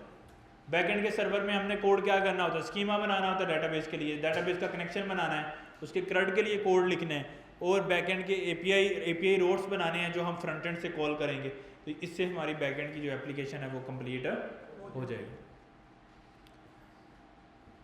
यहाँ तक कोई क्वेश्चन है तो पूछो, कि कोई माइंड में क्यूरी आई है, कोई माइंड नहीं बन रहा कि कैसे चीज़ें होंगी और क्या होगा। पहले क्या होता था, हम फ्रंट एंड से डाटा लेते थे, एक्शन में फायरबेस को दे देते थे, बाकी वो करता था। अब हम क्या करेंगे, फ्रंट एंड तो सेम ही रहेगा, एक्शन में डाटा आ जाएगा, अब वो डाटा हम देंगे नोड को। अगर हम अभी नोड पढ़ने लगे हैं, और नोड डाटा किसको देगा आगे, यानी वो नोड हमारे पास डाटा आ जाएगा, हम वहाँ कंसोल लगा सकते हैं, खेल सकते हैं, और उस डाटा को लेके फिर हम आगे कहाँ पे डालेंगे उसको, डाटाबेस के अंदर, और वो कोई भी हो सकती है। तो हमें एटलीस्ट 2-3 डाटाबेसेस का एक्सपीरियंस गेन करना है, जैसे MySQL का, PostgreSQL का, हमें MongoDB का, ताकि आपको मतलब आप डिपेंडेंट ना हो, कोई भी डाटाबेस हो, डजेंट मैटर ना, किसी से भी कर सकते हैं। और हमें तो ORM की देखनी है लॉजिक चीज़ें। तो अब ऐसा क्यों कह रहा हूँ मैं, इसकी रीज़न ये है, पहले स्पेसिफिक डेवलपर चल जाते थे, अब जब से AI आया है ना, काम बहुत आसान हो गए।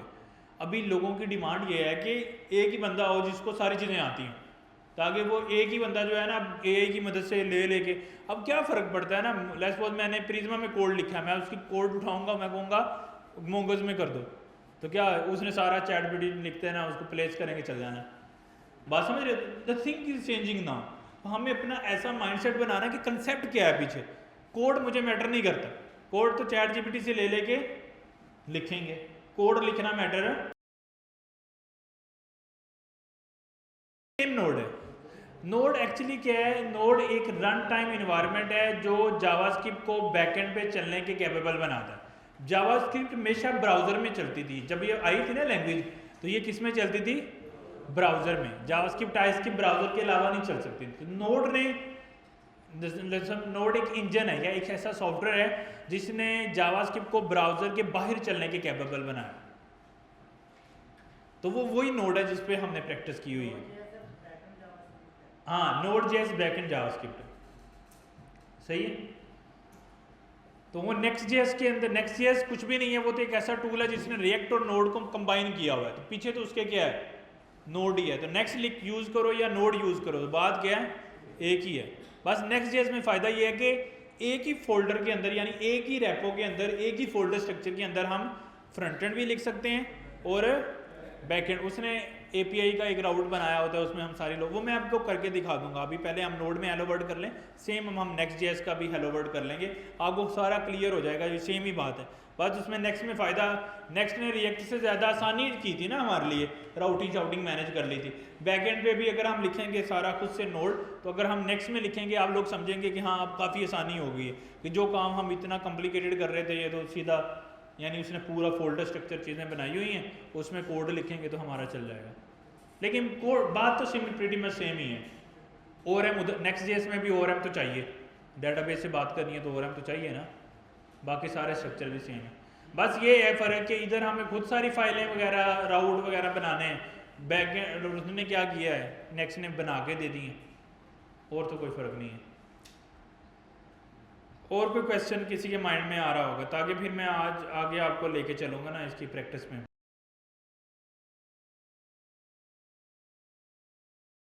ये बड़ा एक अच्छा क्वेश्चन है। हमने क्या बोला था कि हम डेटाबेस का सॉफ्टवेयर फ्री में अवेलेबल है, कोई भी डेटाबेस चाहिए, लाइक मैं जो मोंगोडीबी चाहिए तो मैं लिखूंगा मोंगोडीबी डाउनलोड, तो आपको डाउनलोड का बटन नज़र आएगा, आ गया नज़र, यहाँ पे डाउनलोड कर लेंगे, इस पर क्लिक करेंगे, डाउनलोड हो जाएगी। आपने पोस्टग्रेस करनी है तो पोस्टग्रेस डाउनलोड, तो ये डाउनलोड का बटन आ गया। तो इसका मतलब हर डेटाबेस का सॉफ्टवेयर डाउनलोड हो सकता है, और डाउनलोड होके वो किस में चलता है, लोकल में हम रन कर सकते हैं। अब यहाँ पे आती है डेटाबेस एज अ सर्विस। देखो मैंने लोकल में डेटाबेस चला दी, वो लोकल होस्ट 5.2 इस पे चल रहा है। अब आपने फ्रंट एंड की एप्लीकेशन बना ली, अब उसको आप डिप्लॉय करोगे, चाहे फायरबेस पे, सर्च पे, वर्सल पे, कहीं पे करोगे ना। अब अगर आपका बैकएंड लोकल होस्ट पे चल रहा है, तो क्या डिप्लॉयड शुदा फ्रंट एंड लोकल होस्ट पे बात कर सकता है? नहीं कर सकता। क्यों? क्योंकि अगर आपका कंप्यूटर लैपटॉप बंद हो गया तो वो कैसे बात करेगा, तो वो लोकल होस्ट से तो बात नहीं कर सकता। इसका मतलब है कि बैकएंड के कोड को भी मुझे क्या करना पड़ेगा, डिप्लॉय करना पड़ेगा। तो कहाँ पे डिप्लॉय करें हम AWS पे कर सकते हैं, डिजिटल ओशन पे कर सकते हैं, गूगल क्लाउड पे कर सकते हैं, हेरोको पे कर सकते हैं, प्लेंटी ऑफ डिफरेंट डिप्लॉयमेंट है। अच्छा, हर लेट्स सपोज जैसे फायरबेस है या सर्च है, वो सिर्फ फ्रंट एंड को अलाउ करता है, बैक एंड को नहीं करता। तो ऐसे कुछ टूल, ऐसे कुछ क्लाउड हैं जो फ्रंट एंड ओनली हैं, और कुछ ऐसे हैं जो बैक एंड फ्रंट एंड दोनों ही अलाउ करते हैं। तो हमें फ्रंट एंड को डिप्लॉय करना है और फिर बैक एंड को भी डिप्लॉय करना है। अच्छा, अब अगर डेटाबेस मेरी लोकल होस्ट पे चल रही है, तो मेरा डिप्लॉय शुदा लेट्स सपोज AWS पे डिप्लॉय कर दिया, डिजिटल ओशन या हेरोको पे किया, या रेंडर पे किया, तो रेंडर पे डिप्लॉय शुदा नोड या वर्सल पे डिप्लॉय शुदा नोड मेरी लोकल होस्ट की डीबी से बात कर सकता है? नहीं। तो इसका मतलब डीबी को भी क्या करना पड़ेगा, डिप्लॉय करना पड़ेगा। तो तीनों चीजें डिप्लॉय होंगी तो फिर उनके यूआरएल बनेंगे। जैसे अगर मेरा बैकएंड सर्वर लोकल होस्ट पे चल रहा है, तो लोकल होस्ट 8000 पे चल रहा है, अगर मैंने डिप्लॉय कर दिया तो उसका यूआरएल बनेगा। जैसे सर्च पे यूआरएल नहीं बन रहा था फ्रंट एंड का, ऐसे बैकएंड का भी यूआरएल बनेगा। ऐसे डेटाबेस को डिप्लॉय करेंगे, उसका यूआरएल भी बनेगा। अब जब फ्रंट एंड ने बैकएंड से बात करनी है, तो जहां से बात शुरू हो रही है तो वहां फिर यूआरएल चेंज करना पड़ेगा, जिसको हम बेस यूआरएल कहते हैं, वो चेंज करना पड़ेगा। अब सर्वर डिप्लॉय किया है और डेटाबेस डिप्लॉय किया, तो सर्वर ने डेटाबेस से कनेक्शन बनाना था, तो वो भी डिप्लॉय करके उसका यूआरएल भी हमें क्या करना पड़ेगा, चेंज करना पड़ेगा। बात समझ आई या नहीं?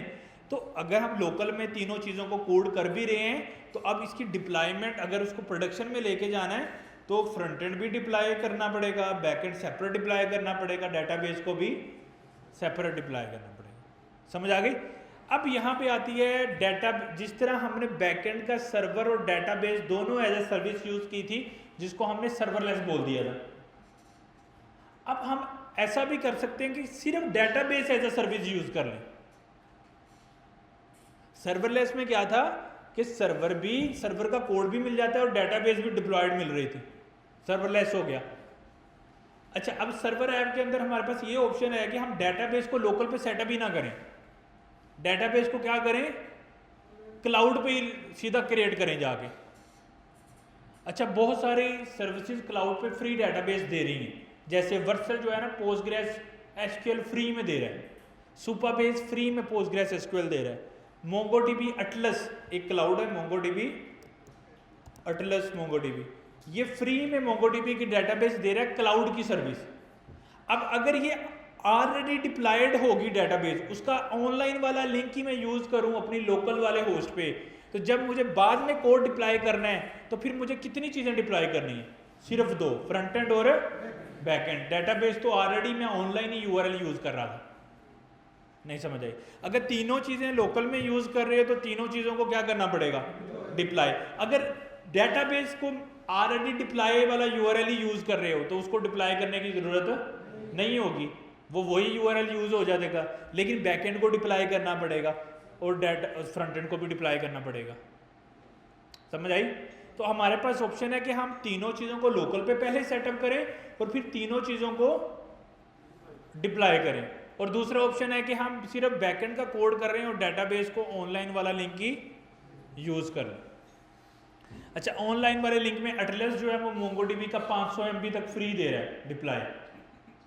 अच्छा, इसका मतलब है कि अगर क्लाउड सर्विस दे रहा है डेटाबेस की तो वो चार्ज भी कर रहा होगा, वो चार्ज कर रहा है, जिस तरह सर्वरलेस हर रिक्वेस्ट पे चार्ज कर रहा है ना। देखो, सर्वरलेस में सर्वर का कोड हमें मिल रहा था, लेकिन उसका नुकसान क्या था कि वो उसमें रिक्वेस्ट टाइप, यानी मैंने 1 मिलियन रिक्वेस्ट की, मुझे उतने पैसे देने हैं, 2 मिलियन की इतने। अगर हम अपना सर्वर बना लेंगे और खुद डिप्लॉय करेंगे तो उसमें रिक्वेस्ट वाइज कोई कॉस्ट नहीं होगी, जितनी भी रिक्वेस्ट हैं चाहे 10 बिलियन जा रही हैं कोई चार्जेस नहीं, सिर्फ जितनी आपने एक उसकी होस्टिंग ली है उसी के चार्जेस हैं, $10-20 $30 जो भी। इसी तरह अगर databases as a service use करेंगे तो नंबर ऑफ रिक्वेस्ट पे कॉस्ट है, और अगर आप खुद से डिप्लॉय करेंगे फिर कोई नंबर ऑफ रिक्वेस्ट पे कॉस्ट नहीं है, सिर्फ स्टोरेज यानी जो भी हम सर्वर ले रहे हैं, ऑनलाइन जो स्पेस ले रहे हैं उसकी कॉस्ट होगी बस। लेकिन अगर हम डेटाबेस को एज अ सर्विस नहीं लेंगे तो डेटाबेस की सारी मैनेजमेंट हमें करनी पड़ेगी, डेटाबेस का क्लाउड पे माइग्रेशन करना, उनको सेटअप करना, उनको 24 घंटे चला के रखना, वो सारी। तो हम नॉर्मली डेटाबेस को ना खुद से मैनेज नहीं करते सॉफ्टवेयर के अंदर, क्योंकि इतना ज़्यादा फ़र्क नहीं पड़ता, क्योंकि डेटाबेस सर्विसेज जो है ना उसकी प्राइस इतनी ज़्यादा महंगी नहीं है, $20-30 में डेटाबेस की सर्विस मिल जाती है। अगर हम खुद भी अपना डिप्लॉय करें, उसको मैनेज करें, उसको स्केल करें तो उतनी कॉस्ट हमें फिर भी पड़ जाती है। तो हम क्लाइंट को समझाते हैं कि डेटाबेस को हमेशा एज अ सर्विस ही रहो, उसमें ना पेन ख़त्म हो जाती है। डेटाबेस को यानी लोकल से सर्वर पे लेके जाना, उसको डिप्लॉय करना, उसको मेंटेन करना, उसको हमेशा लाइव रखना, अगर ज़्यादा लोड आ रहा है डेटाबेस के रिसोर्सेज इंक्रीज करना, ये हमारी जो है ना वो हैक्टिक जॉब ख़त्म हो जाती है।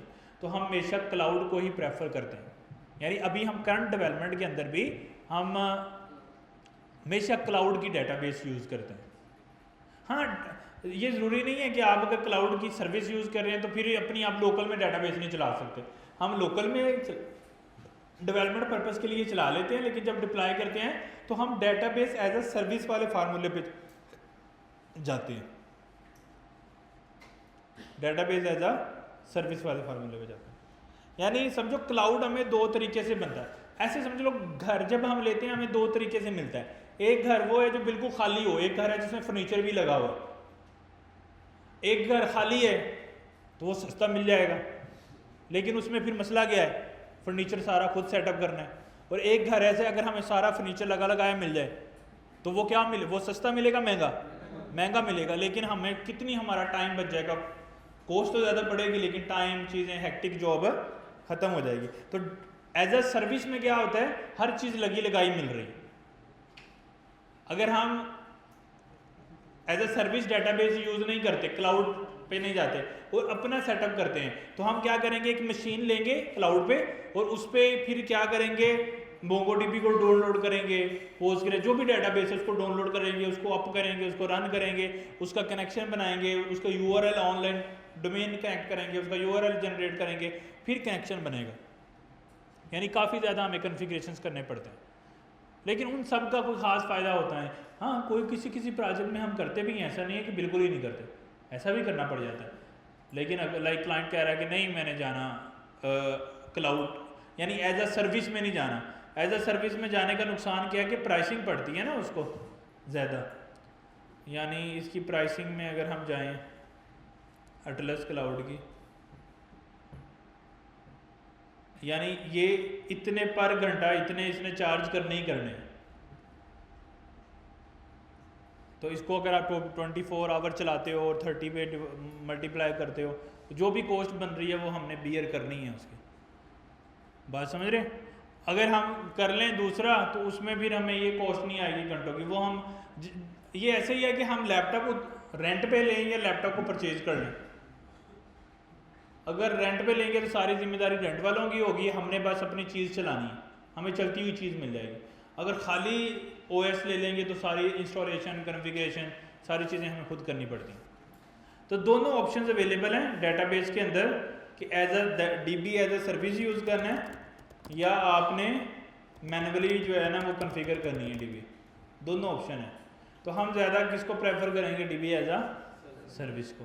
अब बहुत सारी जगहों पे सर्विस है, पहले तो डिपेंड करता है कि आपने डीबी यूज़ कौन सी करनी है, सही है। तो उसकी लेट्स सपोज अगर आपने पोस्टग्रेस यूज़ करनी है तो अब पोस्टग्रेस की डीबी वर्सल भी दे रहा है, वर्सल पोस्टग्रेस, ठीक है। उसकी प्राइसिंग वगैरह हम देख सकते हैं कितनी वो ले रहा है, यहाँ पे प्राइसिंग होगी, ये उसकी प्राइसिंग है। फिर सुबह भेज दे रहा है, यानी हर क्लाउड अपनी मैनेज्ड डेटाबेस सर्विस दे रहे हैं, सही है। अगर नहीं तो आप उनका डेडिकेटेड सर्वर ले लो और उसके ऊपर अपनी डेटाबेस खुद से कॉन्फ़िगर कर लो। लेकिन अगर मैनुअली लोगे तो फिर उसकी परफॉर्मेंस, उसकी स्पीड, उसकी नेटवर्किंग हर चीज़ आपने खुद करनी है। अगर बनी बनाई सर्विस लोगे तो चलती हुई डेटाबेस मिल जाएगी, यूआरएल कनेक्ट करो, चाहे लोकल से चाहे डिप्लॉयड बैकएंड से, तो चल रहा होगा सारा काम, सही है। चलिए शनानी के ऑफिस में जो लगा हुआ है वो सर्वर, वो डेटाबेस ही मतलब अल्टीमेट सारा डाटा कहीं तो स्टोर हो रहा होगा ना, तो कोई तो डेटाबेस होगी उसकी। नहीं है कि इसकी कॉस्टिंग इसी तरह होगी जो आप डेटाबेस लेंगे। नहीं, ये इनका तो अब अपना मैनुअल सर्वर है ना, यानी ये रिसोर्सेज ये क्लाउड से नहीं ले रहे ना, इन्होंने अपना सर्वर लगाया हुआ है, अपने हार्डवेयर नेटवर्किंग सारी खुद से की हुई है, तो इन्होंने वन टाइम पैसे दे दिए हैं बस खत्म। तो इसकी कॉस्टिंग सर ज़्यादा नहीं, वन टाइम तो कॉस्ट ज़्यादा है ना, और फिर कोई चीज़ ख़राब हो जाए वो तो भी लगानी है ना, और एसी भी 24 आवर चल रहा है, उसकी भी कॉस्ट होगी। अगर क्लाउड से ले लेंगे तो वो फिर शायद और भी सस्ता पड़ सकता है, लेकिन फिर वो सिक्योरिटी भी होती है ना कि हमारा डाटा उधर ना जाए। और कोई क्वेश्चन हो माइंड में?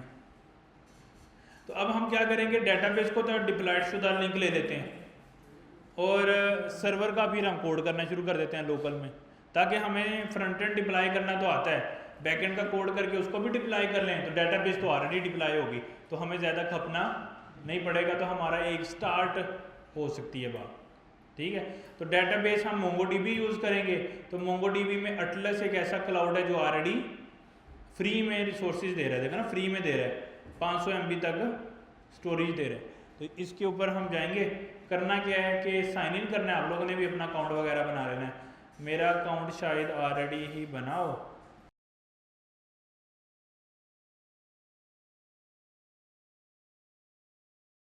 आप लोगों ने अकाउंट क्रिएट करना है। अकाउंट क्रिएट करने के बाद आपके पास जो है वो इस तरह की स्क्रीन आ जाएगी जो मेरे पास आ रही है। अब ये मैनेज डेटाबेस का क्लस्टर है, ठीक है। मैनेज मतलब सर्विस है, सर्विस का मतलब फिर आप लोगों को समझ आ जाता होगा क्या है।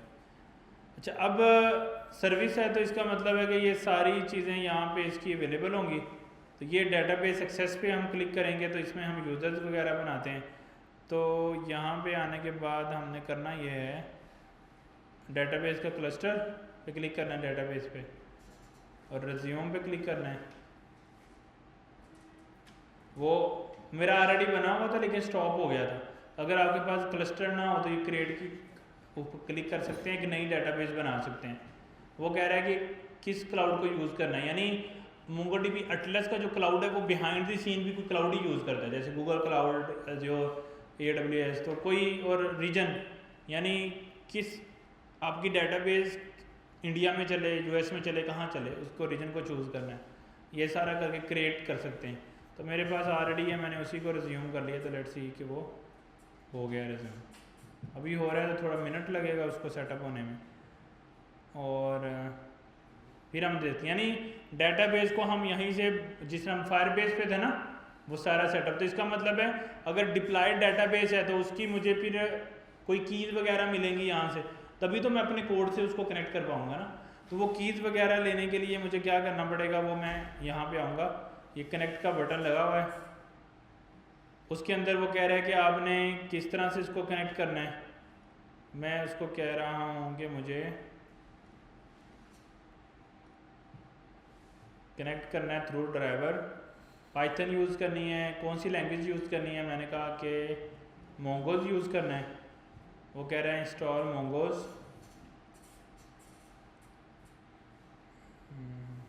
ये हो जाए तो फिर वो कोड देगा। एक्चुअली ये होस्टिंग ही है, लेकिन होस्टिंग भी मैनेज्ड सर्विस है, यानी आप ऐसे कह लो कि जब हम क्लाउड से होस्टिंग लेंगे तो वो बिल्कुल खाली घर की तरह मिलेगी, उसके अंदर मुझे डेटाबेस का सॉफ्टवेयर खुद से इंस्टॉल करना है। और ये एक ऐसी होस्टिंग है जो जिसके अंदर डेटाबेस का सॉफ्टवेयर पहले से इंस्टॉल्ड है। नहीं समझ आया? यानी हाँ नहीं, ये डेटाबेस, यानी आप जब भी अपना एप्लीकेशन की 3 लेयर्स हैं, बोलनी नहीं है, जब भी डिप्लॉय करना है तो 3 तरह की होस्टिंग चाहिए, 3 तरह की होस्टिंग लहदा चाहिए।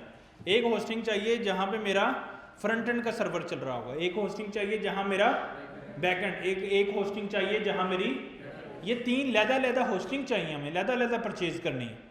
बात समझ रहे हैं? ये जो हमने क्लाउड की सर्विस यूज़ कर ली, वो डेटाबेस की होस्टिंग अभी यूज़ की है। तो ये अगर ये मैंने मोंगोडीबी अटलस क्लाउड यूज़ कर लिया, ठीक है।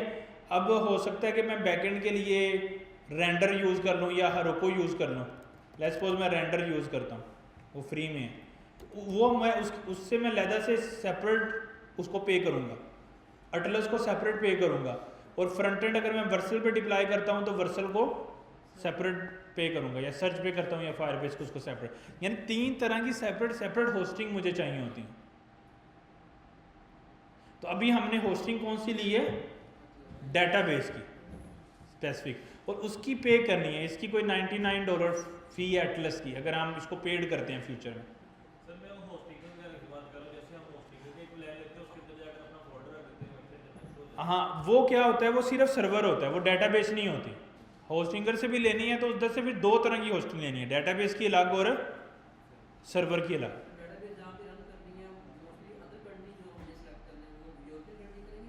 वो तो डिपेंड करता है कि अब जो प्रोजेक्ट बना रहे हैं उसके यूज़र कहाँ पे हैं। अगर एशिया में है तो एशियन रीजन चूज़ करना है, अगर US वाली साइड पे तो वो रीजन चूज़ करना है, अगर यूरोप में है तो यूरोप का रीजन चूज़ करना है।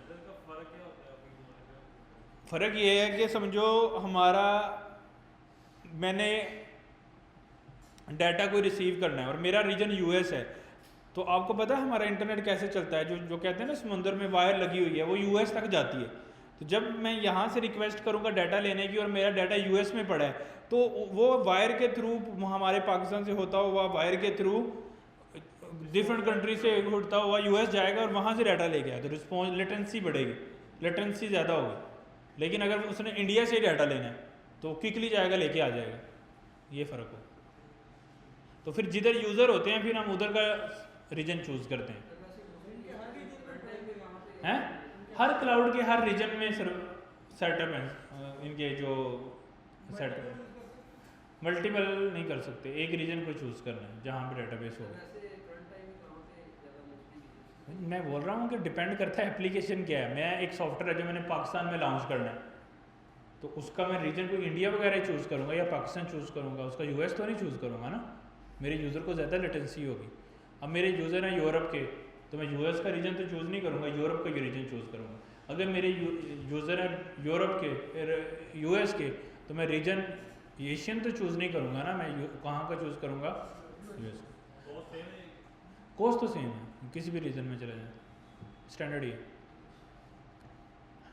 थोड़ी फ़र्क भी आ सकती है, जैसे एशियन में सस्ता है क्योंकि इधर ज़रा रिसोर्सेज सस्ते हैं ना, बिजली सस्ती है, बाकी चीज़ें सस्ती हैं, तो थोड़ा फ़र्क भी आ सकता है रीजन से, लेकिन इतना ज़्यादा नहीं है मेरे ख्याल से, स्टैंडर्ड ही है, रीजन से इतना फ़र्क नहीं पड़ता, लेकिन थोड़ा बहुत कॉस्ट का फ़र्क हो सकता है, मुझे अभी इसमें क्लैरिटी नहीं है। सर जी, जो साइट्स किसी स्पेसिफिक एरिया में ब्लॉक होती है, उसमें क्या डेटाबेस सपोर्टिव नहीं होती?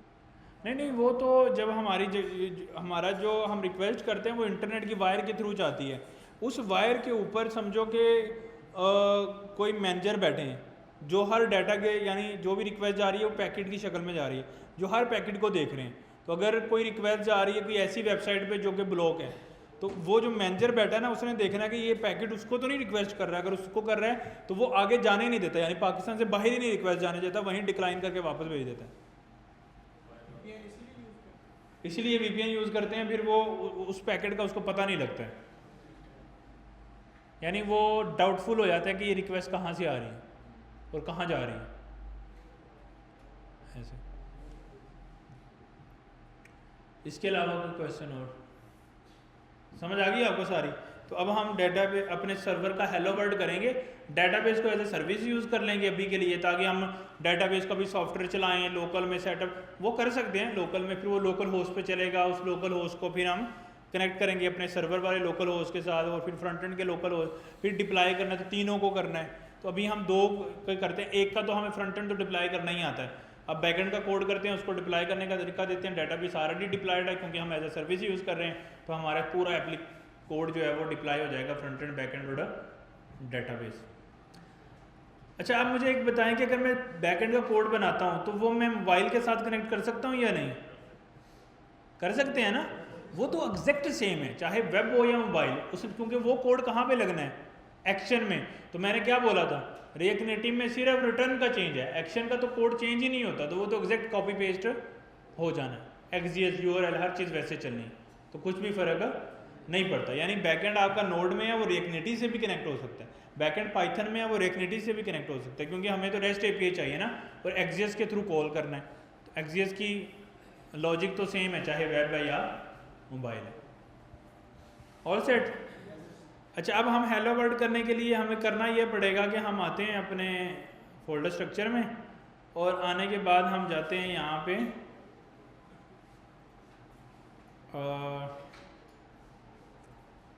टीचिंग में, और आप लोगों के उसमें जाते हैं, और यहाँ पे हम एक फ़ोल्डर बनाते हैं Node.js। ठीक है, Node.js को मैं इधर ओपन कर लेता हूँ, या उसमें हम, ठीक है, Node.js के अंदर ही सीधा काम कर लेते हैं सारा, उसको मैं यहाँ पे ओपन करता हूँ VS कोड के अंदर, और एक फ़ाइल बनाते हैं server.js। क्या बनाते हैं? सर्वर। अब मैंने बोला था कि सर्वर की एप्लीकेशन जो हम बनाएंगे, सर्वर ऐप जो हम बनाएंगे, वो डेटाबेस से कनेक्ट करके डाटा भेजेगी, लेकिन उससे पहले API बनाना ज़रूरी है। यानी एक API बनाएंगे जो फ्रंट एंड से डाटा लेगी।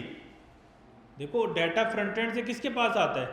API के पास, बैकएंड के पास, तो वो वाला कोड लिखना है। फिर वो क्या करे, उसको डाटाबेस में रखे ना रखे, तो वो बैकएंड की स्वाबदी दे, लेकिन पहले तो ऐसा कोड लिखना पड़ेगा जो फ्रंट एंड से डाटा API तक लेके आए। अच्छा, वो API क्या होती है? वो एक फंक्शन होता है। वो क्या होता है? एक फंक्शन होता है जो फ्रंट एंड से कॉल हो सकता है थ्रू REST API। सही है? उसको हम कैसे कॉन्फ़िगर करते हैं? तो हम जाएंगे नोड पे, नोड के पास बहुत सारे डिफरेंट फ्रेमवर्क्स हैं, जिस तरह HTML CSS के फ्रेमवर्क है ना, जिस तरह रिएक्ट है, नेक्स्ट है, गेट्सबी है, इस तरह नोड के बहुत सारे फ्रेमवर्क हैं जिसमें हम नोड की एप्लीकेशन बना सकते हैं। जो सबसे फेमस है उसको बोलते हैं एक्सप्रेस। क्या बोलते हैं? तो हम भी एक्सप्रेस का इस्तेमाल करेंगे। इसने क्या किया होगा? नोड का काम आसान कर दिया। आप jQuery में काम करते हैं या रिएक्ट में काम करते हैं, क्या फ़र्क है? jQuery से काम आसान हो गया ना रिएक्ट में, और रिएक्ट से ज़्यादा काम नेक्स्ट में आसान हो गया। तो इसी तरह अगर नोड डायरेक्टली कोड करें या एक्सप्रेस में करें तो क्या फ़र्क होगा? एक्सप्रेस ने नोड का काम क्या किया होगा? इजी, क्योंकि एक्सप्रेस जो है वो नोड का फ्रेमवर्क है, और भी फ्रेमवर्क हैं, ज़रूरी नहीं कि एक्सप्रेस ही है।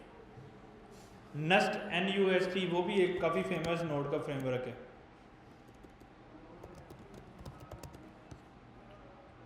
नेस्ट ये भी नोड का जो है वो फ्रेमवर्क है, लेकिन हम एक्सप्रेस यूज़ करेंगे, ये ज़्यादा फेमस। अच्छा कैसे करना है, वो कह रहा है कि आपने एक्सप्रेस को इंस्टॉल करना है।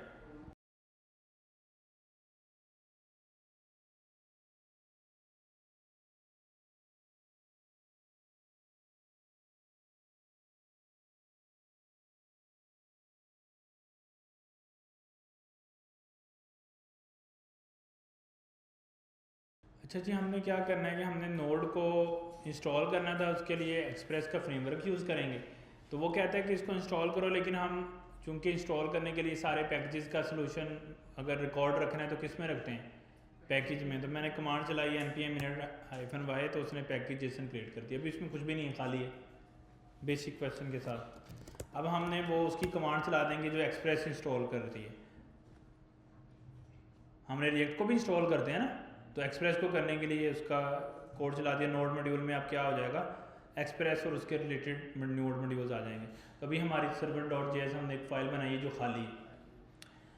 अच्छा ये वाला हमने इसको इंस्टॉल कर लिया है, तो आगे हम उसको कहते हैं गेटिंग स्टार्टेड। अब वो कह रहा है माई ऐप का फोल्डर बनाओ, हमने कर लिया। npm init करके वो कर लिया, हमने कर लिया। npm install express वो हमने जो है वो कर लिया होगा। हेलो वर्ल्ड, अच्छा हेलो वर्ल्ड के लिए वो क्या कह रहा है कि एक्सप्रेस को रिक्वायर करना, यानी जब हम किसी नोड मॉड्यूल में से कोई चीज़ निकालते हैं तो हम कैसे निकलते हैं, इंपोर्ट लाइब्रेरी का नाम फ्रॉम लाइब्रेरी, ऐसे करते हैं ना। अच्छा नोड में जो लेटेस्ट नोड है उसमें तो ऐसे चल जाता है, जो ओल्ड नोड वेरिएंट है ना उसमें इसके अल्टरनेटिव ये है, यानी रिक्वायर का मतलब नोड मॉड्यूल में देखो एक्सप्रेस का पैकेज होगा, उसको लोड कर दो इस एक्सप्रेस के वेरिएबल में। हाँ एक यानी मॉड्यूल फॉर्म, एक कॉमन फॉर्म। अब हम मॉड्यूल फॉर्म पहले यूज़ कर रहे हैं ताकि ओल्ड तरीका क्या है वो हमें मिले। ये तो हमें पता है ना जो हम फ्रंट एंड पे भी यूज़ करते हैं, और लेटेस्ट जो कॉमन JS है वो, लेकिन ये जो है ओल्ड तरीका। तो हम ओल्ड में जाएंगे, तो ये दोनों आपस में क्या है, इक्वल है। तो एक्चुअली हमने एक्सप्रेस को इम्पोर्ट कर लिया। अब वो क्या कह रहा है कि एक्सप्रेस का फंक्शन कॉल करो और एक नया वेरिएबल बनाओ, उसका नाम क्या रखो, ऐप, बन गया। फिर वो कह रहा है एक वेरिएबल बनाओ, उसके अंदर उसको वेरिएबल पोर्ट रखो, यानी किस पे हमने चलाना है। तो 3000 पे तो हमारा फ्रंट एंड चल रहा होगा, तो हम इसको किस पे चला लें, 5 पे चला लें या 8 पे चला लें, किसी भी पोर्ट पे हम 5 पे चला लेते हैं। फिर वो कह रहा है कि आपने इस पर्टिकुलर पोर्ट को लिसन करना है, तो कैसे कर सकते हैं, यानी सर्वर चलाना है। तो ऐप जो हमने वेरिएबल बनाया था एक्सप्रेस का डॉट लिसन, उसको दो पैरामीटर हैं, उसको पहले में पोर्ट प्रोवाइड करेंगे, वो क्या करेगा इसका यानी इसकी एप्लीकेशन बना देगा जो स्टार्ट हो जाएगी और वो लिसन होगी 5000 पोर्ट पे। और अगर वो सही सक्सेसफुली चल जाती है तो वो एग्जाम्पल आप लिसनिंग यहाँ पे उसकी आउटपुट आ जाएगी, ठीक है। अगर हम चला के देखें तो ये चलनी चाहिए यहाँ पे हमारी एप्लीकेशन ना। तो हम इसको चलाएंगे कैसे, नोड स्पेस फाइल का नाम, तो फाइल का नाम क्या है, server.js। अच्छा क्या कह रहा है वो कह रहा है कि 5000 ऑलरेडी यूज हो रही है, तो हम इसको क्या कर लेते हैं 8000 कर लेते हैं, किसी उसमें यूज हो रही होगी। तो अब ये क्या कह रहा है, example app listening on port 8000, यानी मेरी एप्लीकेशन जो है वो चल गई 8000 के ऊपर। अब मैंने इसमें बनानी है क्या, APIs, क्या बनानी है, APIs। अच्छा APIs हमने बनानी है REST APIs। अच्छा API के अंदर सबसे पहले API के अंदर 2-3 चीज़ें होती हैं, एक API का राउट क्या है, सही है, और एक API का मेथड क्या है, यानी गेट की API बनानी है, पोस्ट की API बनानी है। यानी डाटा अगर हमने सर्वर से गेट करना होता है तो हम सर्वर पे कौन सी API बनाते हैं, अगर डिलीट करना होता डिलीट मेथड की API बनाते हैं, अगर अपडेट करना हो तो पुट मेथड की API बनाते हैं, और अगर अपडेट करना हो तो पुट मेथड, अगर ऐड करना हो तो पोस्ट मेथड की API बनाते हैं। तो हमारे पास यानी REST API के मेथड्स होते हैं। तो हमने APIs बनानी है किसके नाम से, हमने एपीआई बनानी है डॉट गेट, तो एपीआई डॉट, आपको याद होगा एक्सियस में भी हम करते हैं, एक्सियस डॉट गेट पोस्ट रीड, यानी कौन सी एपीआई हम कॉल कर रहे हैं। तो हमने एपीआई कौन सी बनाने लगे हैं, गेट की। अच्छा एपीआई बनाएंगे तो उसमें दो पैरामीटर होंगे, API dot app dot gate, उसमें दो पैरामीटर हैं। पहले पैरामीटर में पाथ बताते हैं कि इस एपीआई पे रिक्वेस्ट कहाँ पे आए तो ये चलेगा। तो मैं कहता हूँ इस पे रिक्वेस्ट आए माई एपीआई // यूजर्स, ठीक है। अब इसका राउट क्या बनाया मैंने, एपीआई // यूजर्स, और दूसरे पैरामीटर में जब इस पे रिक्वेस्ट आएगी तो हम क्या पास यहाँ पे करेंगे, हमें ये वाला फंक्शन हमारा कॉल होगा। यानी जब भी इस राउट पे रिक्वेस्ट आएगी ना इस पर्टिकुलर सर्वर पे एपीआई यूजर के ऊपर आएगी रिक्वेस्ट। चलो मैं अभी के लिए कंफ्यूजन खत्म करने के लिए सिर्फ यूजर्स कर देता हूँ। जब भी इस पे रिक्वेस्ट आएगी तो इसके अगेंस्ट कौन सा फंक्शन चलेगा, जो ऐप डॉट गेट के दूसरे पैरामीटर में आप पास करेंगे। तो उसमें हम दो चीजें मिलेंगी, एक रिक्वेस्ट और दूसरा रिस्पॉन्स। तो हम अभी के लिए रिस्पॉन्स डॉट जेसन करते हैं और उसके अंदर मैं जेसन में ये डाटा पास कर देता हूँ। तो मैं इधर एक नया वेरिएबल बना लेता हूँ, अभी के लिए फंक्शन है ना यूज़र, उसके अंदर जो है ना वो 3 यूज़र मैंने एज और नेम डाल के कर दिए और इस यूज़र को मैंने रिस्पॉन्स डॉट जेसन में रिटर्न कर दिया। मैंने आपको क्या, अभी ये मैंने जेसन रिटर्न किया तो मतलब ये एपीआई कौन सी है, रेस्ट एपीआई। तो मैंने क्या बोला है कि अगर / यूजर्स पे इस सर्वर पे रिक्वेस्ट आती है तो क्या होगा कि ये वाला पर्टिकुलर जो है वो फंक्शन चलेगा। अब ये वाला अगर फंक्शन चलेगा तो उसमें मैं क्या कर रहा हूँ, अभी रिक्वेस्ट में से मैं डाटा रिसीव, देखो फ्रंट एंड से डाटा आएगा तो मैं किस में से लूँगा, रिक्वेस्ट में से। तो अभी तो मैंने कोई डाटा पास ही नहीं किया तो मिलेगा नहीं। और अगर मैंने डाटा गेट करना हो तो यानी वापस भेजना है तो रिस्पॉन्स को यूज़ करूँगा। तो मैंने एक वेरिएबल बना लिया हार्डकोर डाटा के साथ और वो मैंने यहाँ से रिस्पॉन्स भेज दिया। अच्छा अब मेरी पोर्ट चल रही है 8000 पे। अब मैंने फ्रंट एंड से बैक एंड को कॉल करना है, या तो मैं अब रिएक्ट की एप्लीकेशन बनाऊं और एक्शन में से एक्सेस के थ्रू कॉल करूं। अब वो फिर मुझे अपनी एप्लीकेशन, ऐसे तो बैक एंड का मैं डेवलपर हूं, तो मैं अगर अपनी एपीआई मैंने बनाई है उसको टेस्ट करने के लिए बार बार मुझे कहाँ जाना पड़ेगा फिर, फ्रंट एंड में। तो उससे बेहतर है कि हम क्या यूज़ करें फिर, पोस्ट में। क्या यूज़ करें, पोस्ट में, जिसके अंदर हम एपीआई को टेस्ट कर सकते हैं लेकिन हमें फ्रंट एंड बनाने की ज़रूरत नहीं है।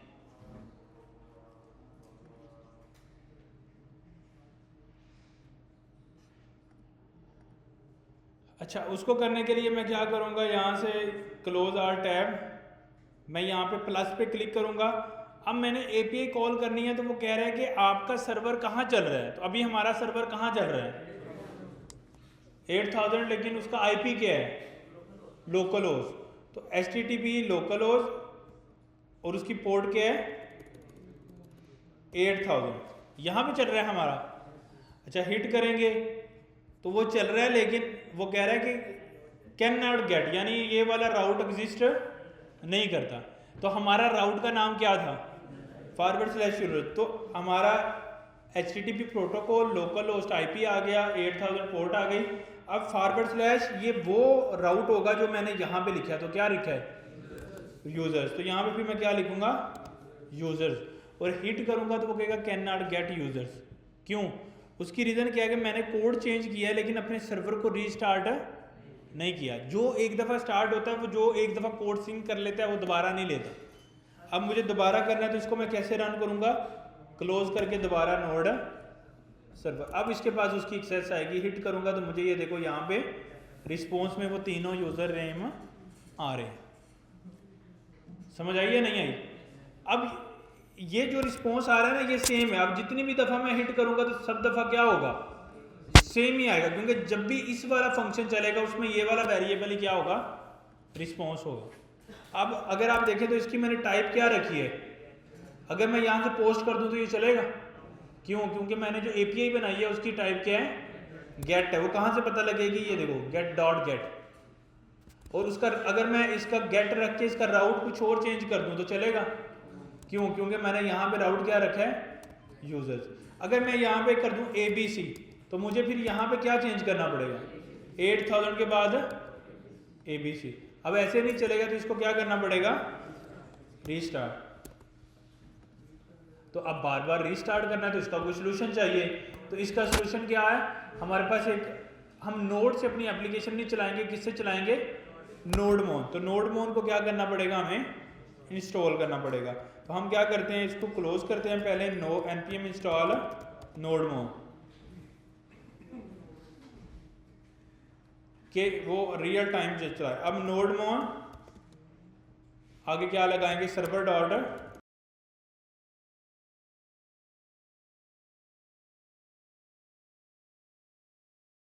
अच्छा ये इसको इंस्टॉल करना है, npm इंस्टॉल ग्लोबली करना था, मैंने इसको लोकली किया है ताकि वो मेरा हर जगह एक्सेस हो जाए। तो इसको मैं अनइंस्टॉल कर देता हूँ यहाँ से,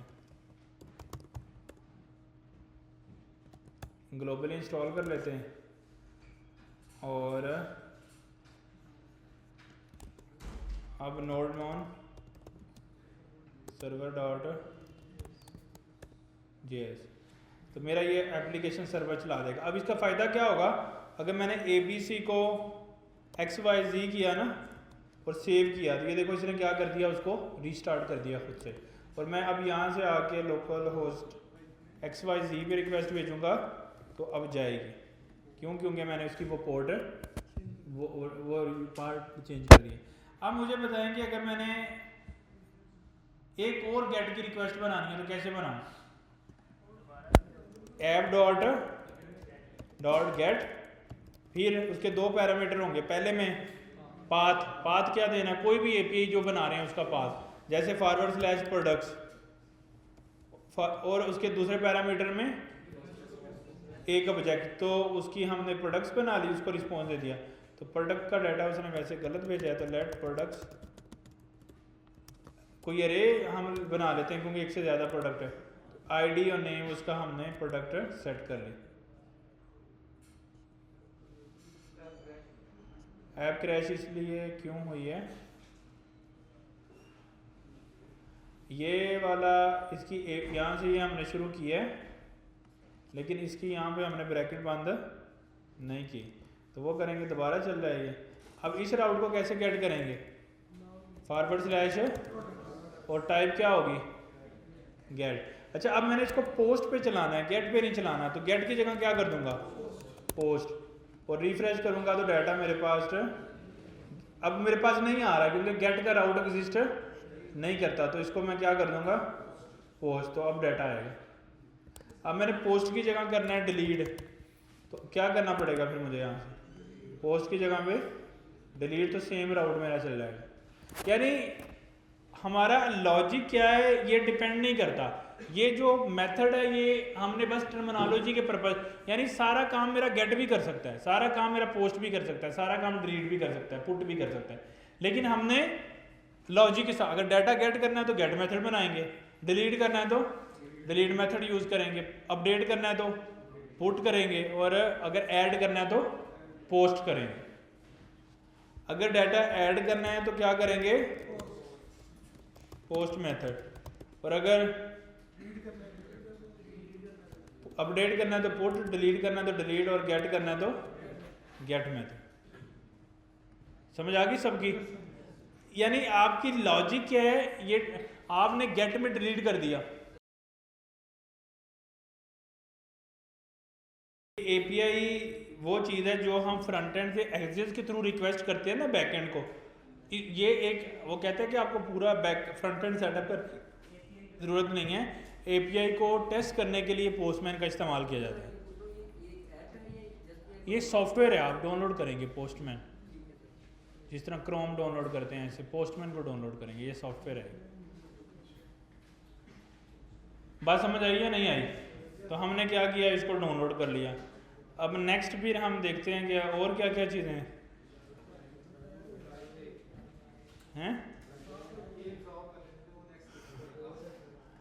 पुट करना है, पुट के लिए पुट हो जाएगा, यानी आसान है ना मेथड बना के। राउट का नाम और फंक्शन तो सेम ही है, बस डॉट की जगह चेंज हो जाएगा। डिलीट बनाना है तो डॉट डिलीट, अपडेट बनाना है तो डॉट पुट, ऐड करना है तो डॉट पोस्ट, गेट करना है तो डॉट गेट, तो वो वाला मेथड। जो मेथड आपने बैकएंड पे सेटअप किया होगा, फ्रंट एंड बस उसी मेथड के हिसाब से रिक्वेस्ट भेज सकता है।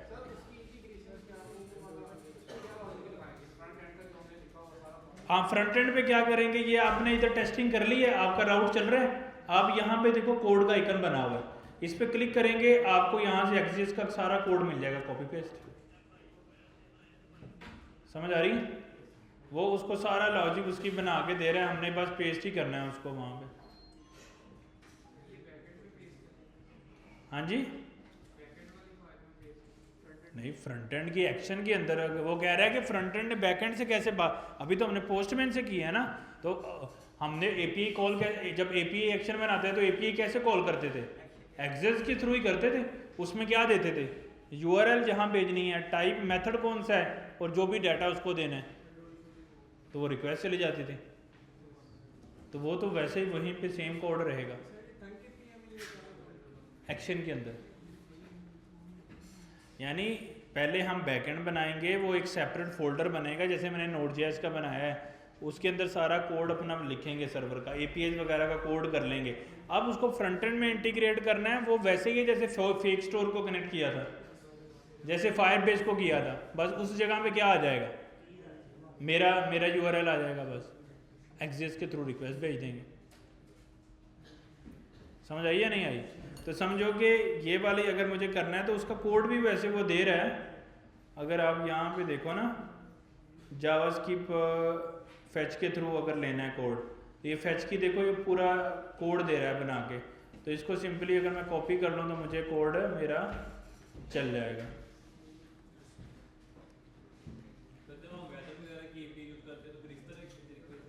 इसी तरह ही करते हैं वो, वेदर की एपी का कॉल कैसे करते हैं, इससे करते हैं ना। तो ये फैच वाला तरीका मेरे पास आ गया, तो सिंपली इसको कॉपी करेंगे तो चला देंगे। इसका मेथड क्या रखा है हमने, गेट कर देते हैं।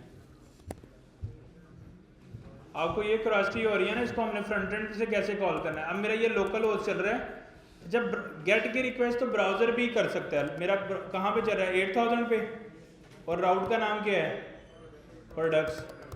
इसको हिट करेंगे, आ गया जेसन, HTML होती तो रेंडर करते, आप जेसन आ गया। समझ आ गई? अब इसको फ्रंट एंड से कनेक्ट करना है, तो ये यूआरएल तो मेरे पास आ रहा है ना, और पोस्टमैन से फेच का एक कोड भी मिल रहा है। तो ये कोड अगर मैं सिंपली यहाँ से ले लूँ, ये कोड सिंपली कॉपी कर लो यहाँ से, और मेरे पास कोई फ्रंट एंड का रिएक्ट का कोड होगा, सोशल ऐप में कर लेते हैं, या ई-कॉमर्स स्टोर वाली हमने की हुई है, इसमें हम जाते हैं तो प्रोडक्ट वगैरह को हमने फेच करना है। अगर मैंने अपने लोकल होस्ट से फेच करना है तो हम जाएंगे कहाँ में, स्टोर में, स्लाइस में, प्रोडक्ट स्लाइस में। हम ये फेक स्टोर से प्रोडक्ट्स गेट कर रहे थे, ये सारा कुछ सेम रहेगा, बस यूआरएल क्या हो जाएगा, चेंज हो जाएगा। तो यहाँ पे क्या आ जाएगा, मेरे वाला यूआरएल, और उस यूआरएल का नाम क्या है,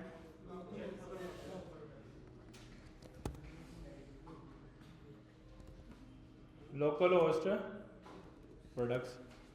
अभी लोकल होस्ट पे जाएगी ना। अगर हम अपना अब जब हम फ्रंट एंड डिप्लॉय करेंगे तो ये चलेगा नहीं, फिर बैकएंड को डिप्लॉय करना है, तो बैकएंड को डिप्लॉय करेंगे तो फिर जिस तरह फेक स्टोर का हमें ये यूआरएल मिल रहा है, तो ऐसा हमें भी यूआरएल मिलना चाहिए डोमेन वाला, फिर वो उसके साथ हम कनेक्ट कर देंगे। तो इसलिए नॉर्मली हम इधर डायरेक्टली डोमेन नहीं लगाते हैं, पहले हम क्या करते हैं, यहाँ पे बेस URL.env बनाते हैं फ्रंट एंड के अंदर, उसमें एक बेस URL डिफाइन करते हैं, बेस URL। उसको शुरू में क्या कर देते हैं, लोकल होस्ट, अगर हम लोकल होस्ट में डेवलपमेंट कर रहे हैं। अब यहाँ पे हम क्या करते हैं, ये मतलब जो भी लोकल होस्ट अभी तो आ रहा है ना, तो हम यहाँ पे लिखेंगे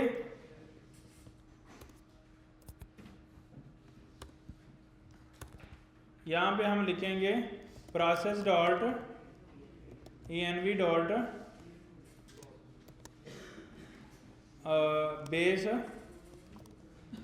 बेस URL, आगे फिर प्रोडक्ट्स। ऐसा मैंने क्यों किया, ताकि अगर हम डिप्लॉय करेंगे तो URL चेंज होगा ना, तो हम सिर्फ env में चेंज करें तो सारी APIs में खुद ही चेंज हो जाए। समझ आई? ऐसे शायद अगर ये रिएक्ट है तो रिएक्ट आएगा शुरू में ENV में, अगर रिएक्ट है तो शुरू में रिएक्ट भी आता है ना, अगर नेक्स्ट है तो शुरू में क्या आता है, नेक्स्ट आता है ENV के अंदर।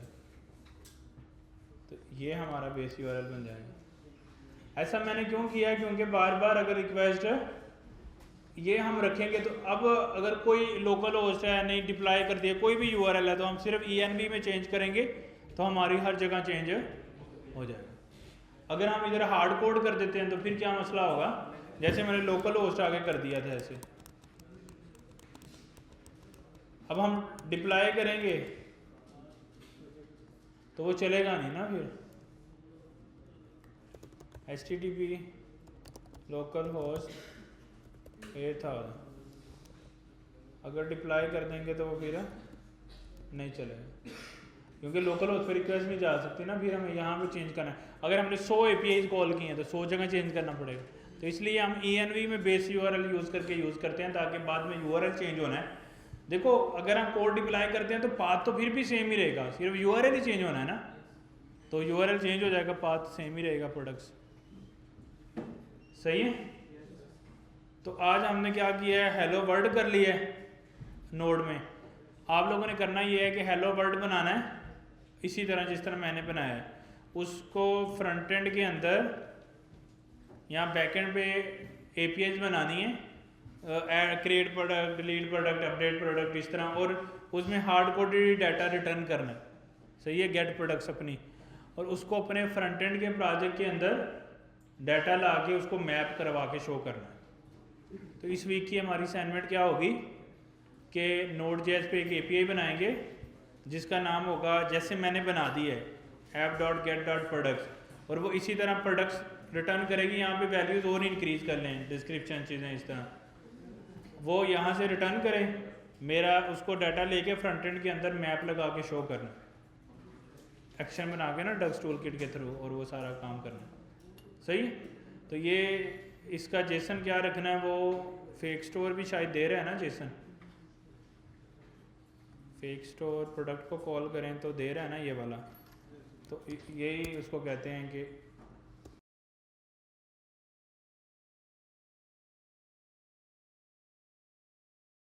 डमी बना गया डाटा। अब जब हम इस API को हिट करेंगे तो डाटा आ जाएगा ना हमारा प्रोडक्ट्स वाले को। तो अगर मैं यहाँ पे देखो प्रोडक्ट्स वाली को हिट करता हूँ तो प्रोडक्ट 1 2 3 आ रही हैं। तो इसको हमें फ्रंट एंड पे लेके फैच के थ्रू फ्रंट एंड पे लेना है रिएक्ट की एप्लीकेशन में, और उसको लूप करवा के शो करना है। और ये सब लोग करेंगे, जो नहीं करेगा वो फिर उसको हम उसका बंदोबस्त करेंगे नेक्स्ट टाइम फिर। फैच में तो लिंक ही चेंज करना है ना, जिधर फेक स्टोर है उसका बस लिंक चेंज करेंगे सारा चल जाएगा। अगर आप लोग कहते हो तो मैं डेमो भी दे देता हूँ, इसको बस रन करना है तो हमारा सारा कुछ चल जाएगा ऐसे ही। इसको कैसे चलाते हैं, npm स्टार्ट क्या हो,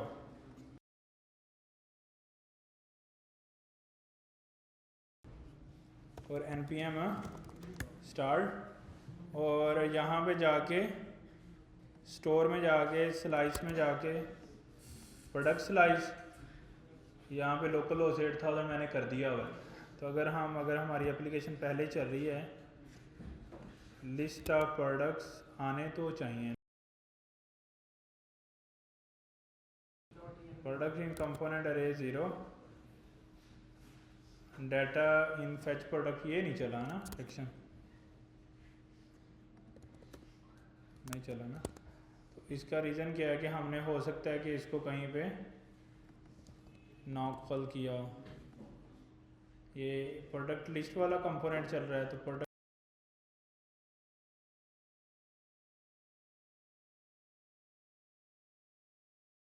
उस इफेक्ट में हमने प्रोडक्ट लेंथ अगर 0 है तो फैच प्रोडक्ट को कॉल किए।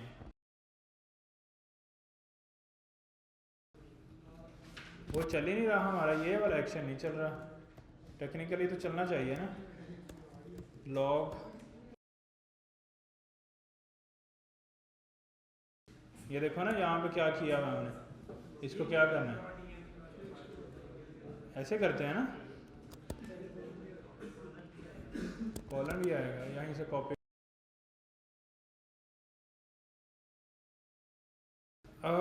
लोकल होस्ट,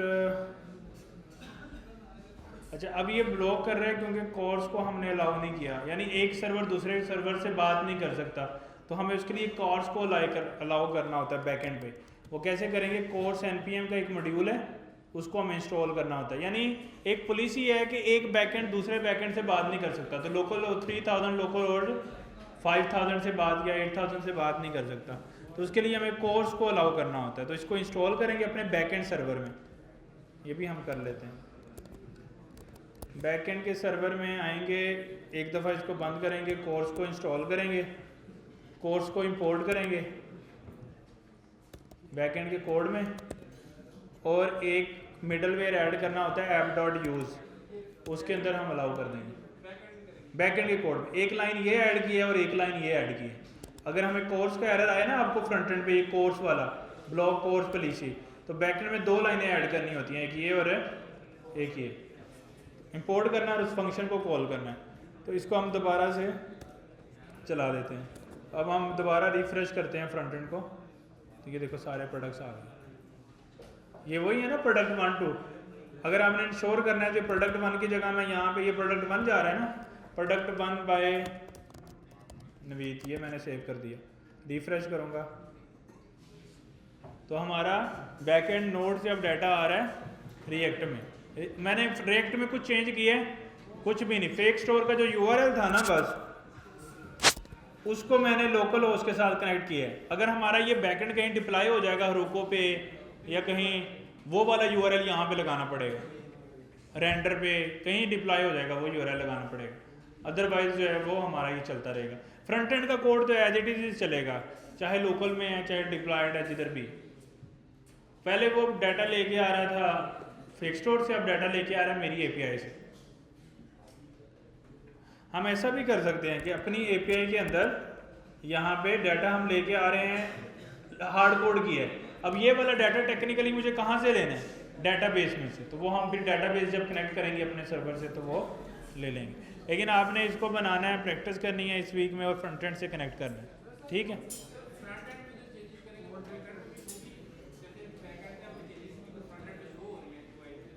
नहीं, वो बैकएंड में वो इसलिए क्योंकि सर्वर टू सर्वर अलाउ नहीं था ना, वो मैंने अलाउ किया है बस, और तो कोई डिपेंडेंसी नहीं है। अभी हमने पूरा सर्वर बनाया नहीं ना, जैसे जैसे इसको बड़ा करेंगे फिर ही सारे फीचर आएंगे ना इसमें। अभी ये डाटाबेस से भी कनेक्टेड नहीं है, वो करना है। All set.